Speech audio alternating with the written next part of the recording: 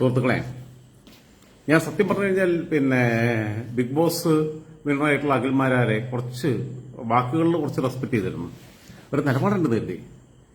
നമുക്കൊക്കെ നിലപാടുണ്ടെന്നേ. നമ്മൾ ഏത് അവന്മാര് വിളിച്ചാലും, എന്ത് ചീത്ത വിളിച്ചാലും, എന്ത് തെറി വിളിച്ചാലും, ഏതൊക്കെ രീതിയിൽ അധിക്ഷേപിച്ചാലും നമ്മുടെ നിലപാടിന് ഒരു ഇഞ്ച് മാറാറില്ല.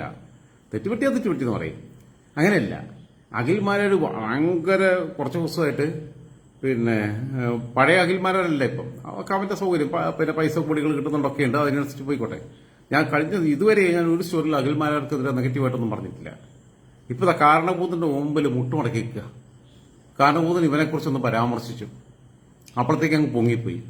അപ്പോൾ എന്താ വെച്ചാൽ 1 ലക്ഷം രൂപ മുഖ്യമന്ത്രിയുടെ ദുരിതാശ്വാസ ഫണ്ടിലേക്ക് കൊടുക്കുന്നത്. ഇതുവരെ ദുരിതാശ്വാസ ഫണ്ടിനെതിരെ പ്രചാരണം നടത്തിയ ആളാണ്. ആലോചിച്ച് നോക്കണം.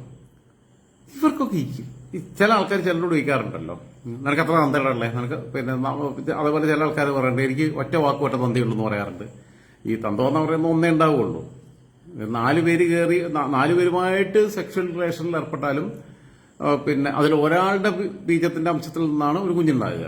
അപ്പൊ എന്താ വെച്ചാൽ ഒറ്റ തന്ത ഉണ്ടാവുള്ളൂ ഒരു കുട്ടിക്ക്. അല്ലാതെ ഈ 4 പേര് മാറി മാറി കയറിയിട്ട് കൂട്ടബലാത്സംഗം ചെയ്താൽ പോലും, അല്ലെങ്കിൽ വേശ്യാവൃത്തിയുടെ ഭാഗമായിട്ട് 10 പേരുമായിട്ട് ഒരു ദിവസം ലൈംഗിക ബന്ധത്തിൽ ഏർപ്പെട്ടാൽ പോലും ഒരു കുഞ്ഞിനോട് തന്തയുള്ളൂ. അത് അങ്ങനെ കാര്യമാണ്. അപ്പൊ അത് ബയോളജിക്കലി വളരെ റോങ് ആയിട്ടുള്ള കാര്യമാണ്.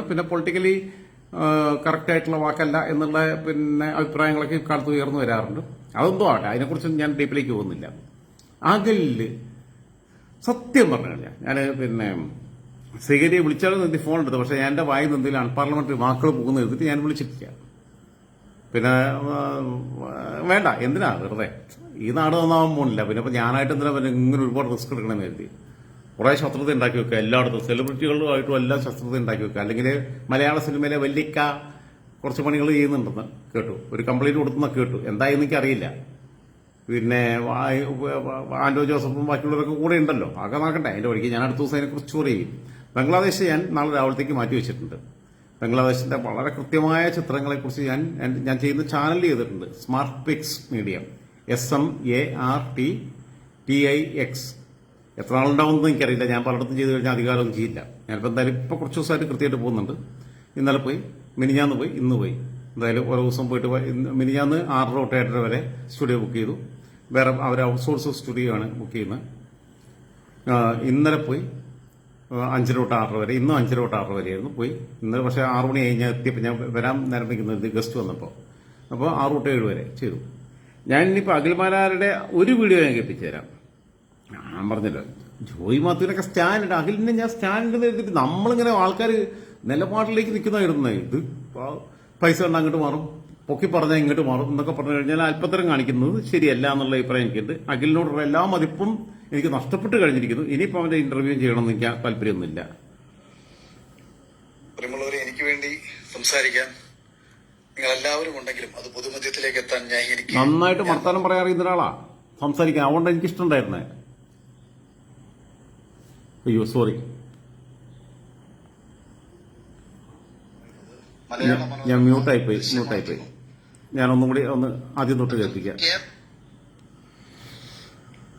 പ്രിയമുള്ളവരെ, എനിക്ക് വേണ്ടി സംസാരിക്കാൻ നിങ്ങൾ എല്ലാവരും ഉണ്ടെങ്കിലും അത് പൊതുമധ്യത്തിലേക്ക് എത്താൻ ഞാൻ മാത്രമേ ഉള്ളൂ എന്നുള്ളത് കൊണ്ടാണ് അവസാനിപ്പിക്കാം എന്ന് കരുതിയ വിഷയത്തിൽ എനിക്ക് വീണ്ടും ഒരിക്കൽ കൂടി ലൈവിലേക്ക് വരേണ്ടി വരുന്നത്.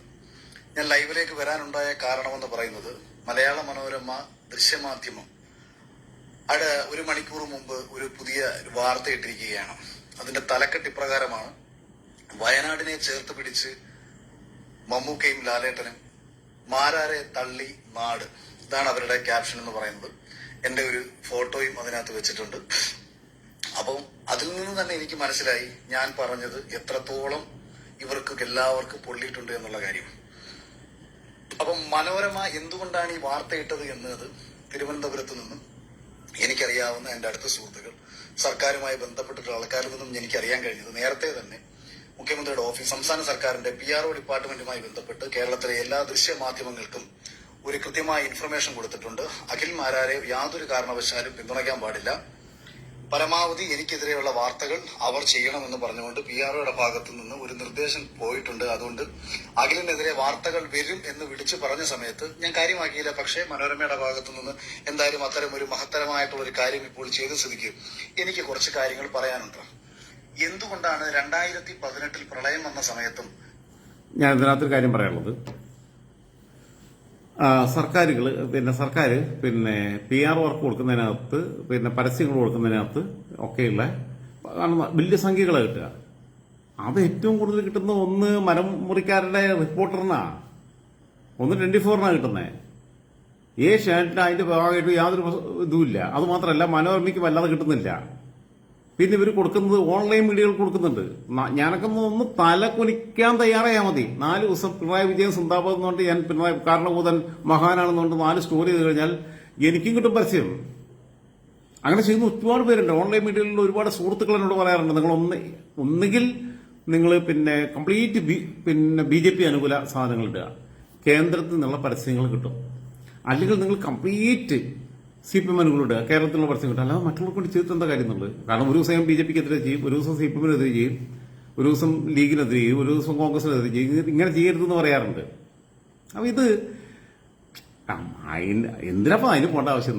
നമുക്ക് കിടന്നുറങ്ങുമ്പോൾ എൻഡ് ഓഫ് ദ ഡേ നമുക്ക് കിടക്കുമ്പോൾ നമ്മളൊരു ശരിക്കേട് ചെയ്തിട്ടില്ല എന്നുള്ളത്, ഒരു മനുഷ്യനെ പറ്റിച്ചിട്ടില്ല എന്നുള്ള ബോധ്യത്തോടുകൂടി കിടക്കുക. എനിക്ക് എന്റെ രാഷ്ട്രീയമാണ്, എന്റെ മനസ്സിൽ തോന്നുന്ന കാര്യങ്ങളാണ് പറയാറുള്ളത്. സ്ക്രിപ്റ്റ് ഇല്ല, ഒന്നുമില്ല. ഞാൻ നിങ്ങളെ കാണിച്ചു തരാം. ഞാൻ ഇവിടുന്ന് നൂരുകയാണ്, ഞാൻ നിങ്ങളെ കാണിച്ചു തരാം. കാരണം സത്യസന്ധമായിട്ട് നിങ്ങളെ ബോധ്യപ്പെടുത്തണമെന്ന് ഞാൻ കരുതുന്നുണ്ട്. ഇതാ കാണാൻ പറ്റുന്നുണ്ടോന്ന് അറിയില്ല. ഇതാണ് എന്റെ ട്രൈപോഡ്. ഇതാ ഈ കുഞ്ഞു സാധനം. വേറെ വലുതൊന്നുണ്ട്, അതിപ്പോൾ പൊട്ടിക്കിടക്കുകയാണ്, അതുകൊണ്ട് ഉപയോഗിക്കുന്നില്ല. ഇതാ ഇത്രയേ ഉള്ളൂ. ഈ സാധനത്തിൽ വെച്ചിട്ടാണ് ചെയ്യുന്നത്. ഇതാണ് എന്റെ ലൈറ്റിംഗ്, കാണുന്നുണ്ടോ? എന്റെ ലൈറ്റിംഗ് ഇതാണ്. ഏത്? ഈ ഒരൊറ്റ ട്യൂബ് നിങ്ങൾക്ക് കാണാൻ പറ്റില്ല, പ്രകാശിക്കുന്നുണ്ട്. ഭയങ്കര ശുംഭനാണ് ട്യൂബ്, സ്വയം പ്രകാശിക്കുന്നവനെ. ഇതാണ്, അല്ലാതെ സ്റ്റുഡിയോയിലുള്ള മറ്റുള്ള സംവിധാനമൊന്നുമില്ല. ഇതെന്റെ ബാൽക്കണി. നിങ്ങളെ കാണിച്ചില്ലേ? എനിക്ക് ബോധ്യപ്പെടുത്തണമല്ലോ, പ്രേക്ഷകരെ ബോധ്യപ്പെടുത്തണമല്ലോ, എന്നെ കണ്ടുകൊണ്ടിരിക്കുന്ന സഹോദരങ്ങളെ എനിക്ക് ബോധ്യപ്പെടുത്തണമല്ലോ. ഇതാണ് എന്റെ ബാൽക്കണി. ഇവിടെ കുറച്ച് ചെടി കാര്യങ്ങളൊക്കെ നിങ്ങൾക്ക് കാണാനുണ്ടോ എന്ന് എനിക്കറിയില്ല. ഇത് ഇവിടെ നിന്നുള്ള ആകാശവീക്ഷണം 20ാമത്തെ നിലയിലാണ്. 18ാമത്തെ ഫ്ലോറെന്ന് സാങ്കേതികമായി പറയുമ്പോൾ 20ാമത്തെ നിലയിലാണ്. ഇതാണ്, അതായത് ഇവിടെ നിന്നുള്ള വ്യൂ ആണിത്. ഇതെന്റെ ചെടികൾ എല്ലാം ഉണ്ട്. പച്ചച്ചീരയുണ്ട്, നാരകമുണ്ട്, തുളസിയുണ്ട്, ബ്രഹ്മിയുണ്ട്, നമ്മളെ ഈ മറ്റേ സാധനം ഉണ്ടല്ലോ, ഒക്കെ ഉണ്ട്, എല്ലാം ഉണ്ട്. ഇതാ ശംഖുപുഷ്പമുണ്ട്, വെളിയും തുളസിയുണ്ട്, എല്ലാം ഉണ്ട്. അപ്പൊ ഞാൻ പറഞ്ഞു വന്നത്, ഇനിയിപ്പോ ഇതാ എന്റെ എക്യുപ്മെന്റ്സ് കാണിച്ചു തരാം. ഇത് വാക്കുകളുടെ കൂടെ ഞാൻ ലക്ഷ്യം മട്ടി ഒറ്റയ്ക്ക് താമസിക്കുന്നുണ്ടെങ്കിൽ ഇട്ടതാ. ഇത് കേട് വന്നു. ഇതായിരുന്നു അടുത്ത 2021 മേടിച്ച. ഇത് കേട് വന്നു. ഇപ്പൊ ഞാൻ ഉപയോഗിക്കുന്ന സാധനം ഇതാ, ഈ കുഞ്ഞു സാധനം. ഇതാണ് എന്റെ ടേബിള്. ഞാൻ ഇവിടെ ഇരുന്നിട്ടാണ് സ്റ്റോർ ചെയ്യുന്നത്. ഇതെന്റെ സ്പെക്സും കാര്യങ്ങളൊക്കെയാണ് ഇങ്ങനെ ഇരിക്കുന്നു. ഇതെന്റെ അടുക്കള. അല്ലെ, ഇവന്മാരൊക്കെ ഇങ്ങനെ പറയുമ്പോഴേ മനസ്സിലാക്കണേ, ഇത് വെച്ചിട്ടാണ് നമ്മൾ ഈ പരിപാടി നടത്തുന്നത്. ഇത് ഞാൻ ഇടയ്ക്ക് ഈ പോഡിയം വേണമെന്ന് എഴുതിയിട്ട് ഞാൻ അങ്ങനെ എന്റെ സുഹൃത്തുണ്ടാക്കിയതാ. PVC പൈപ്പ് ഉണ്ടാക്കിയത്. ഇവിടെ നിന്ന് അഴിക്കാം. PVC പൈപ്പാണ്. ഈ സ്റ്റാൻഡ് മാത്രം മെറ്റലാണ്, പോർട്ടബിൾ ആണ്. ഉണ്ടാക്കിയതാ പ്രതിഭട്ടൻ എന്ന് പറയും, ഇടക്കരയുള്ള ഞങ്ങളെ ചുങ്കത്ര പഞ്ചായത്തിന്റെ പ്രസിഡന്റായിരുന്നു ഓമന ടീച്ചർ ആങ്ങള. പ്രതിഭട്ടന്റെ പെങ്ങളെ മകളെ കല്യാണം കഴിച്ച ആള് കോൺഗ്രസിന്റെ നേതാവ്. ഓമന ടീച്ചർ CPM-ന്റെ നേതാവാണ്. CPM ലോക്കൽ കമ്മിറ്റി മെമ്പറൊക്കെ ആയിരുന്നു. ഇപ്പോഴും CPM-ന്റെ പാർട്ടി മെമ്പറാണ്. ഇത് ഇവിടെ നിന്നും അഴിക്കാം. PVC പൈപ്പാ. അതിന്റെ മേലെ ഇതും മെറ്റല്, അതും മെറ്റല്. അതെന്ന് വെച്ചാൽ പോഡിയം പോലെ. അപ്പൊ അതിന്റെ മേളിൽ ഇപ്പൊ എന്റെ വൈഫൈയുടെ സംഭവങ്ങളും കുടയൊക്കെ വെച്ചിരിക്കുക. ഇത് വെച്ചിട്ടാണ് നമ്മൾ ചെയ്യണേ. മേക്കപ്പ് ചെയ്യാറില്ല, പൗഡർ ഇടാറില്ല, ഒരു കുന്തം ചെയ്യാറില്ല, ലൈറ്റിംഗ് സംവിധാനം ഇല്ല, സ്ക്രിപ്റ്റ് ഇല്ല, എഡിറ്റിംഗ് ഇല്ല. നിങ്ങൾക്കറിയാലോ, ബാക്ക്ഗ്രൗണ്ടിൽ ഫോട്ടോ ഇല്ല, ക്രോമയില്ല, ഒന്നുമില്ല. ചുമ്മാതെ ഇങ്ങനെ ഫോൺ ഈ സാധനത്തിനകത്ത് ഫോൺ വെക്കും. കാരണം വെച്ചാൽ കൈ പിടിച്ചു കഴിഞ്ഞാൽ എനിക്ക് 2 കൈയും ഫ്രീ ആവണമല്ലോ എന്ന് എഴുതിയിട്ട്. കാണുന്നുണ്ടോ? ഈ ഒരു കുന്തം ഇതേൽ വെച്ചിട്ടാണ് നിൽക്കുന്നത്. ഓക്കെ, ഇനി ഞാൻ അതിലേക്ക് തിരിച്ചു വരാം. ഇവരൊക്കെ കാണുമ്പോഴേ എനിക്ക് ഈ ഓൺലൈൻ മീഡിയക്കാർ മുഴുവൻ മേക്കപ്പ് ആർട്ടിസ്റ്റ് ഉണ്ടായിരുന്നു. നാടക ന്യൂസിലൊക്കെ ചെയ്യുമ്പോൾ അവിടെ മേക്കപ്പ് ആർട്ടിസ്റ്റ് ഉണ്ട്. ഫോണൊന്ന് കുറച്ച് നേരത്തേക്കൊന്ന് അതിന്റെ രൂപം മാറും. ഞാനൊന്ന് തിരിച്ചു വെച്ചിട്ട് വേണം എനിക്ക് അങ്ങോട്ട് വെക്കാൻ. അയ്യോ, ഒരു സെക്കൻഡ് നേരത്തേക്ക് നിങ്ങളൊന്ന് വെയിറ്റ് ചെയ്യണം. ഓക്കെ.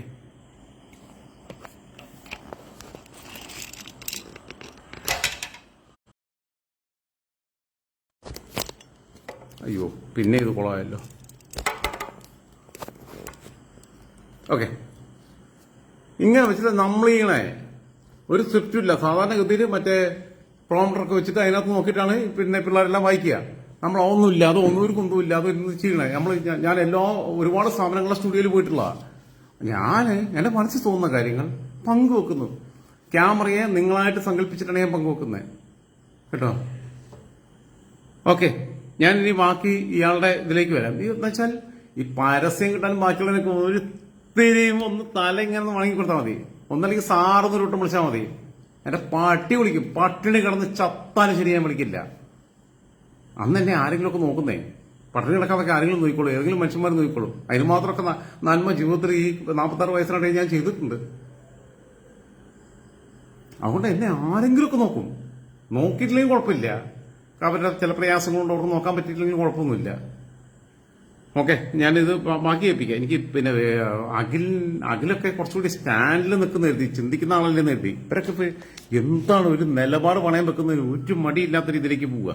ബാക്കി കേൾപ്പിക്കാം. 2020 കൊറോണ വന്ന സമയത്തും മുഖ്യമന്ത്രിയുടെ ദുരിതാശ്വാസ നിധിയിലേക്ക് പണം കൊടുക്കരുത് എന്നൊരു സ്വരവും ആരുടെ ഭാഗത്തു നിന്നും അധികം രീതിയിൽ കേരളത്തിൽ ഉയർന്നു വരാതിരുന്നതെന്ന് ചോദിച്ചാൽ ഈ രണ്ട് സാഹചര്യങ്ങളിലും കേരള മുഖ്യമന്ത്രിയെ വിശ്വസിച്ചുകൊണ്ട് ഒരുപാട് ജനത വലിയ രീതിയിൽ സഹായിക്കുകയാണ് ഉണ്ടായത്. 5000 കോടിയോളം രൂപയാണ് 2018 വന്നത്. 1100 കോടിയോളം രൂപയാണ് കൊറോണ സമയത്തും ലഭിച്ചിരുന്നത്. പക്ഷെ 2024 എത്തുന്ന സമയത്ത് പല സ്ഥലങ്ങളിൽ നിന്നും മുഖ്യമന്ത്രിക്കെതിരെ ഇത്തരം ഒരു അവിശ്വാസം ഉയർന്നു വരാനുണ്ടായിട്ടുള്ള പ്രധാനപ്പെട്ട കാരണം എങ്ങനെ ട്വിസ്റ്റ് ചെയ്ത് നോക്കണേ. ഞാനൊരു സെക്കൻഡ് പിന്നെ എക്കോ അടിക്കുന്നുണ്ടെന്ന് തോന്നുന്നു. എനിക്ക് തോന്നുന്നുണ്ട്. നിങ്ങൾക്ക് അറിയുമെന്ന് എനിക്കറിയില്ല. നിങ്ങൾക്ക് അങ്ങനെ ഫീൽ ചെയ്യുന്നില്ലെങ്കിൽ കുഴപ്പമില്ല. പക്ഷെ ഞാൻ എന്തായാലും വാതിലുകൾ നടച്ചിട്ട് വരാം. ഒറ്റ സെക്കൻഡ് ഒന്ന് ക്ഷമിക്കാം പ്രിയ സഹോദരങ്ങളെ.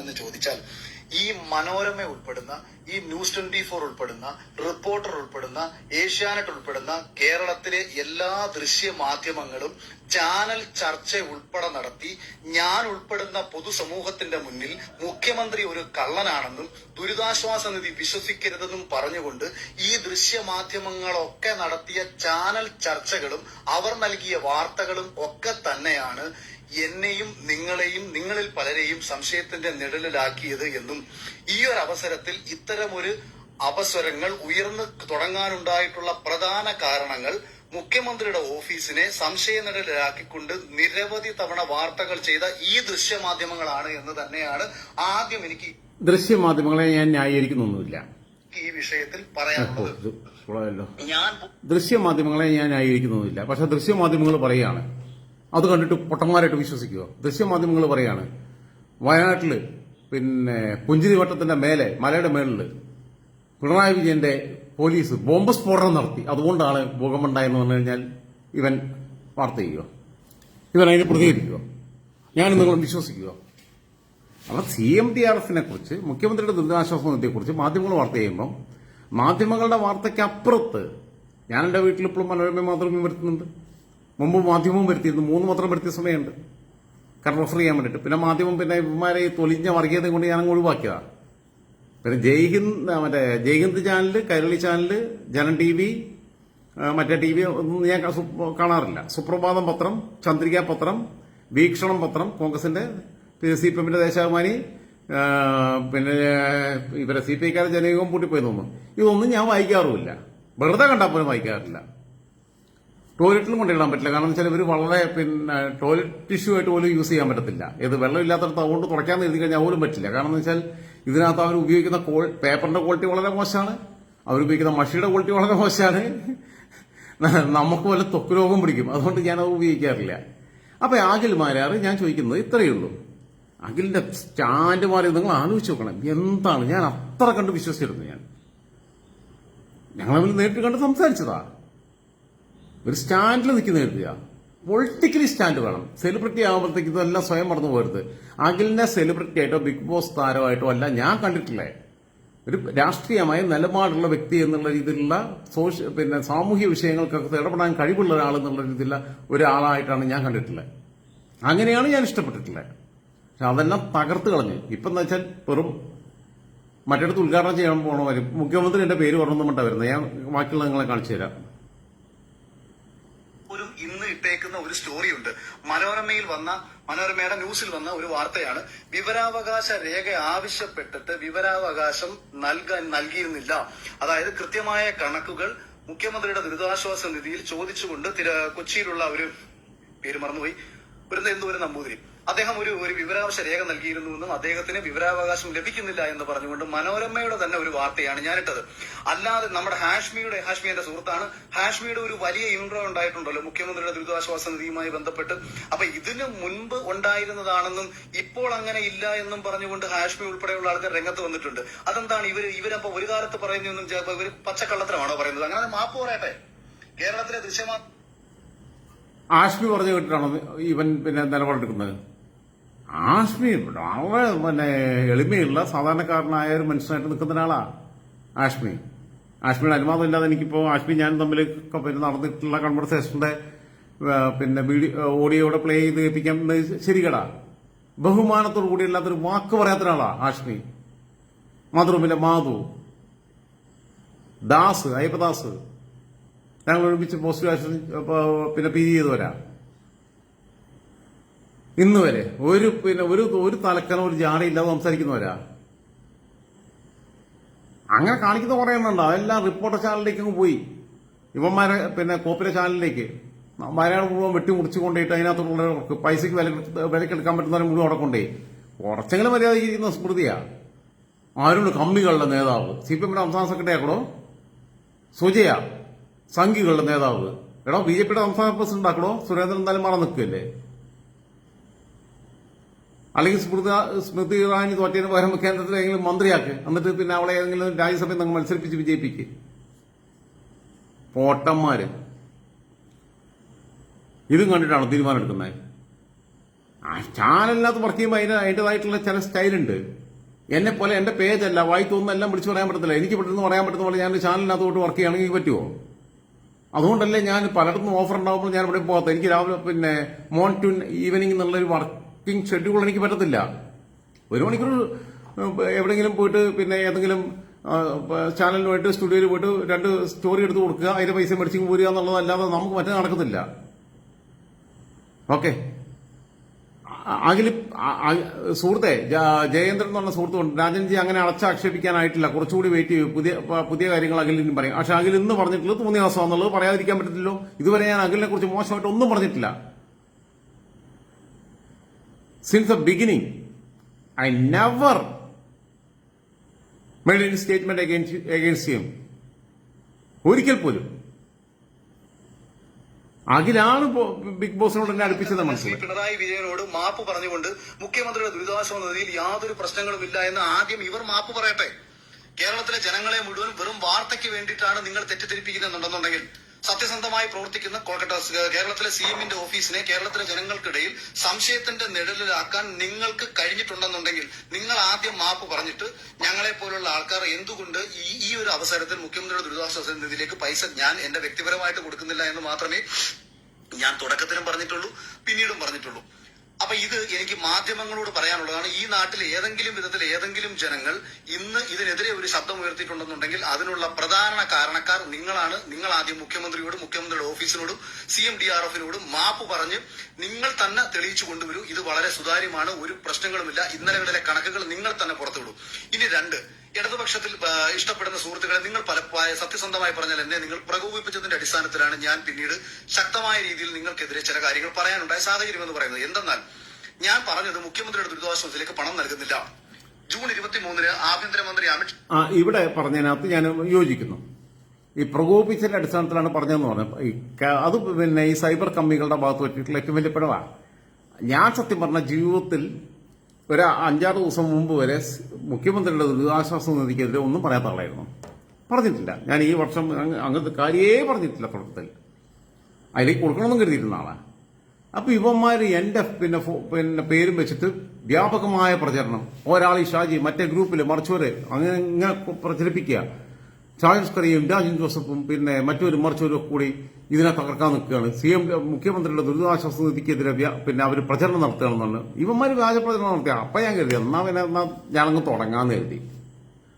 ദുരിതാശ്വാസ നിധി എന്താണെന്നുള്ള പറയണല്ലോ, അത് അഖില് പറഞ്ഞതിനോട് ഞാൻ യോജിക്കുന്നു. അഖില് പറഞ്ഞതിലെ ശരികളെ ഞാൻ യോജിക്കുന്നുണ്ട്. പക്ഷെ അഖില് അവസാനം കാണിച്ചിട്ടുള്ള വൃത്തികേട് ഞാൻ പറഞ്ഞുതരാം, അത് പിന്നെ നിങ്ങളും കണ്ടോളൂ. പാർലമെന്റിൽ ഒരു പ്രസ്താവന നടത്തുകയും ആ പ്രസ്താവനയെ ഞാൻ വിശ്വസിച്ചല്ലേ പറ്റൂ. കാരണം കേന്ദ്ര ആഭ്യന്തരമന്ത്രി ഇന്ത്യൻ പാർലമെന്റിൽ വെച്ച് പറയുകയാണ്, മുന്നറിയിപ്പുകൾ കൊടുത്തിട്ടും കേരളം അത് സ്വീകരിച്ചില്ല, പരിഗണിച്ചില്ല എന്ന് പറഞ്ഞാൽ ഒരു സാധാ പൗരനെന്ന നിലയിൽ പാർലമെന്റിലാണ് പറഞ്ഞത്. രഹസ്യ സംഭാഷണം മാധ്യമങ്ങളിൽ നിന്ന് പുറത്തു വന്നതല്ല, നമ്മൾ നേരിൽ കേട്ടതാണ്. അപ്പൊ സ്വാഭാവികമായിട്ടും ഇങ്ങനൊരു അപകടം നമ്മുടെ മുന്നിൽ നടക്കുമ്പോൾ ഇതൊക്കെ ഒലക്കാമല ന്യായ. ഇന്ത്യൻ പാർലമെന്റിനകത്ത് രഹസ്യ സംഭാഷണമല്ല, പാർലമെന്റിലാണ് പറഞ്ഞത്, ആഭ്യന്തരമന്ത്രി പറഞ്ഞു. അപ്പം നമ്മൾ സാധാരണ പൗരൻ എന്നുള്ള രീതിയിൽ വിശ്വസിക്കില്ല എന്നൊക്കെ വെച്ച് കഴിഞ്ഞാൽ, അങ്ങനെയാണെങ്കിൽ കേരളത്തിലെ നിയമസഭയ്ക്കകത്ത് മന്ത്രിമാർ നടത്തുന്ന പ്രസ്താവനകൾ, പ്രതിപക്ഷത്തു നിന്നുള്ള പിന്നെ പ്രസ്താവനകൾ മന്ത്രിമാർ ഔദ്യോഗികമായിട്ട് നടത്തുന്നതാണ്, on behalf of the ministry. അങ്ങനെയാണ് മന്ത്രിസഭയെ പ്രതിനിധീകരിച്ചുകൊണ്ട്, സർക്കാരിനെ പ്രതിനിധീകരിച്ചുകൊണ്ട് ഗവൺമെന്റിന്റെ ഭാഗമായിട്ട് നടത്തുന്ന പ്രസ്താവനയാ, ആ സ്റ്റേറ്റ്മെന്റ്സാ. അതെല്ലാം അഖിൽ വിശ്വസിക്കുന്നുണ്ടോ? ഇതൊക്കെ തനി വിവരമില്ലാത്ത ഈ ബിഗ് ബോസ് മാത്രം കണ്ടിരിക്കുന്ന പൊട്ടന്മാരെ കേൾപ്പിക്കാൻ വേണ്ടിട്ട് പറയുന്ന, നമ്മളെടുത്ത് പറയല്ലേ ദയവേത്. മുൻ അറിയിപ്പുകൾ ലഭിച്ചിട്ടും അത് എന്തുകൊണ്ട് ഗൗരവത്തിലെടുത്തില്ല എന്ന സംശയം ഏതൊരു പൗരനെയും പോലെ ഈ ശരീരങ്ങളും ഈ ദുരന്തങ്ങളും കാണുമ്പോൾ വേദന തോന്നുന്ന ഏതൊരാൾക്കും തോന്നുന്ന രീതിയിലുള്ള ഒരു വൈകാരികമായിട്ടുള്ള ഒരു ദേഷ്യം എനിക്കും തോന്നുകയും ഞാൻ എന്റെ പ്രതിഷേധ രൂപേണ പങ്കുവെച്ച ആദ്യത്തെ കുറിപ്പിൽ ഈ ഒരു കാര്യം പങ്കുവെച്ചത് പല ആൾക്കാർക്കും ഇഷ്ടപ്പെട്ടില്ല. സർക്കാസ്റ്റിക്കലിയാണ് ഞാനത് എഴുതിയത്, എന്നിരുന്നാൽ കൂടി പല ആൾക്കാർക്കും ഇഷ്ടപ്പെട്ടില്ല. പക്ഷെ ആ കൂട്ടത്തിൽ നിങ്ങൾ ആലോചിക്കണം, ഞാനെന്ന് പറയുന്ന വ്യക്തിക്ക് ചെയ്യാൻ കഴിയാവുന്നതിന്റെ എത്രയോ മുകളിലുള്ള ഒരു സഹായം, അത് എന്തുകൊണ്ടാണെന്ന് ഞാൻ നിങ്ങളോട് വളരെ കൃത്യമായി പറയാം. ഞാനും നിങ്ങളും ഉൾപ്പെടുന്ന ഏതൊരു സമൂഹവും അന്യനുണ്ടാവുന്ന അപകടത്തെ പലപ്പോഴും ഒരു വാർത്തയായി മാത്രമേ കാണാറുള്ളൂ. അപകടങ്ങൾ നമ്മുടെ കുടുംബത്തിൽ സംഭവിക്കുമ്പോൾ മാത്രമാണ് അത് നമ്മുടെ വേദനയായി മാറുന്നത്. അല്ലാത്തപ്പോഴൊക്കെ നമ്മൾ ഇങ്ങനെ പറയുന്നതല്ലാതെ, ഇപ്പൊ മണിപ്പൂരിനെ കുറിച്ച് പല ആൾക്കാരെ സംസാരിക്കാറുണ്ട്. ആത്യന്തികമായിട്ട് ആരാണ് വേദനിക്കപ്പെടുന്നത്? പാലസ്തീനെ കുറിച്ച് നമ്മൾ സംസാരിക്കാറുണ്ട്. ഇവിടെ ആരാണ് വേദനിച്ചിട്ട് അവന്റെ ജീവിതം ഇല്ലാതാക്കി അല്ലെങ്കിൽ സദാസമയം ഇതെല്ലാം തന്നെ മറ്റുള്ളവരെ മുന്നിൽ പറയാൻ വേണ്ടി പറയുന്ന കാര്യങ്ങളായി മാറുമ്പോൾ നമുക്ക് വേദന ഉണ്ടാവും. അവരിൽ ഒരാൾ നമ്മുടേതാണ് എന്ന് നമ്മൾക്ക് തോന്നി തുടങ്ങുമ്പോൾ നമുക്ക് വേദന ഉണ്ടാവും. ഞാൻ ദുബായിൽ നിൽക്കുന്ന സമയത്ത് ഈ ഒരു വാർത്ത കേൾക്കുമ്പോൾ ഞാൻ അവിടെ നിന്നുകൊണ്ട് ഞാൻ ചിന്തിച്ചത് എന്തെന്ന് വെച്ചാൽ, ഇത് സംഭവിച്ചത് കൊച്ചിയിലാണെന്നും അവിടെ മണ്ണിനടിയിൽ പൂണ്ടു കിടക്കുന്നതിൽ എന്റെ മക്കളും എന്റെ ഭാര്യയും ഉണ്ടായേക്കാമല്ലോ എന്ന ചിന്ത എന്നെ വല്ലാണ്ട് നമ്മളെ ഒരു വല്ലാത്ത വൈകാരികമായ അവസ്ഥയിലേക്ക് പോകും. അതായത് ഞാൻ ഇല്ലാത്തൊരു സമയത്ത് എന്റെ കുടുംബത്തിൽ ഇങ്ങനൊരു അപകടം സംഭവിച്ചാൽ ഞാൻ എന്ത് ചെയ്യും എന്നുള്ള ഒരു വൈകാരികമായിട്ടുള്ള ഒരു ചിന്ത നമ്മളിലേക്ക് എത്തുമ്പോൾ, ആ ചിന്തയിൽ നിന്നുകൊണ്ട് എന്ത് ചെയ്യാൻ കഴിയും, ഉറ്റവരും ഉടയവരും നഷ്ടപ്പെട്ടവർക്ക് വേണ്ടിയിട്ട് എന്ത് ചെയ്യാൻ കഴിയും എന്ന ചിന്തയിൽ നിന്നാണ് ഞാൻ ആവർത്തിച്ച് പറഞ്ഞത്, ദുബായിൽ ഒരു ഫ്ളാറ്റ് വാങ്ങാമെന്ന് കരുതി സ്വരുക്കൂട്ടാമെന്ന് കരുതി വെച്ചിരുന്ന ഒരു തുക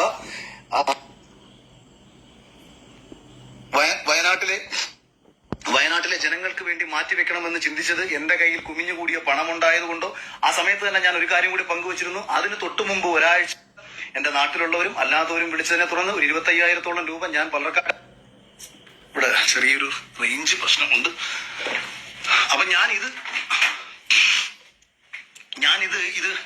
ഈ രണ്ട് കാര്യങ്ങളും നമ്മൾ സ്വയം ചിന്തിച്ച് എനിക്കുണ്ടായിട്ടുള്ള ഒരു വേദന, അതായത് നഷ്ടപ്പെട്ടത് എന്റെയും സ്വന്തമാണ് എന്ന ചിന്തയിൽ നിന്നുകൊണ്ടാണ് ഞാൻ ഈ ഒരു കാര്യം ചെയ്യാനുള്ള തീരുമാനം ഞാൻ എടുക്കുന്നത്.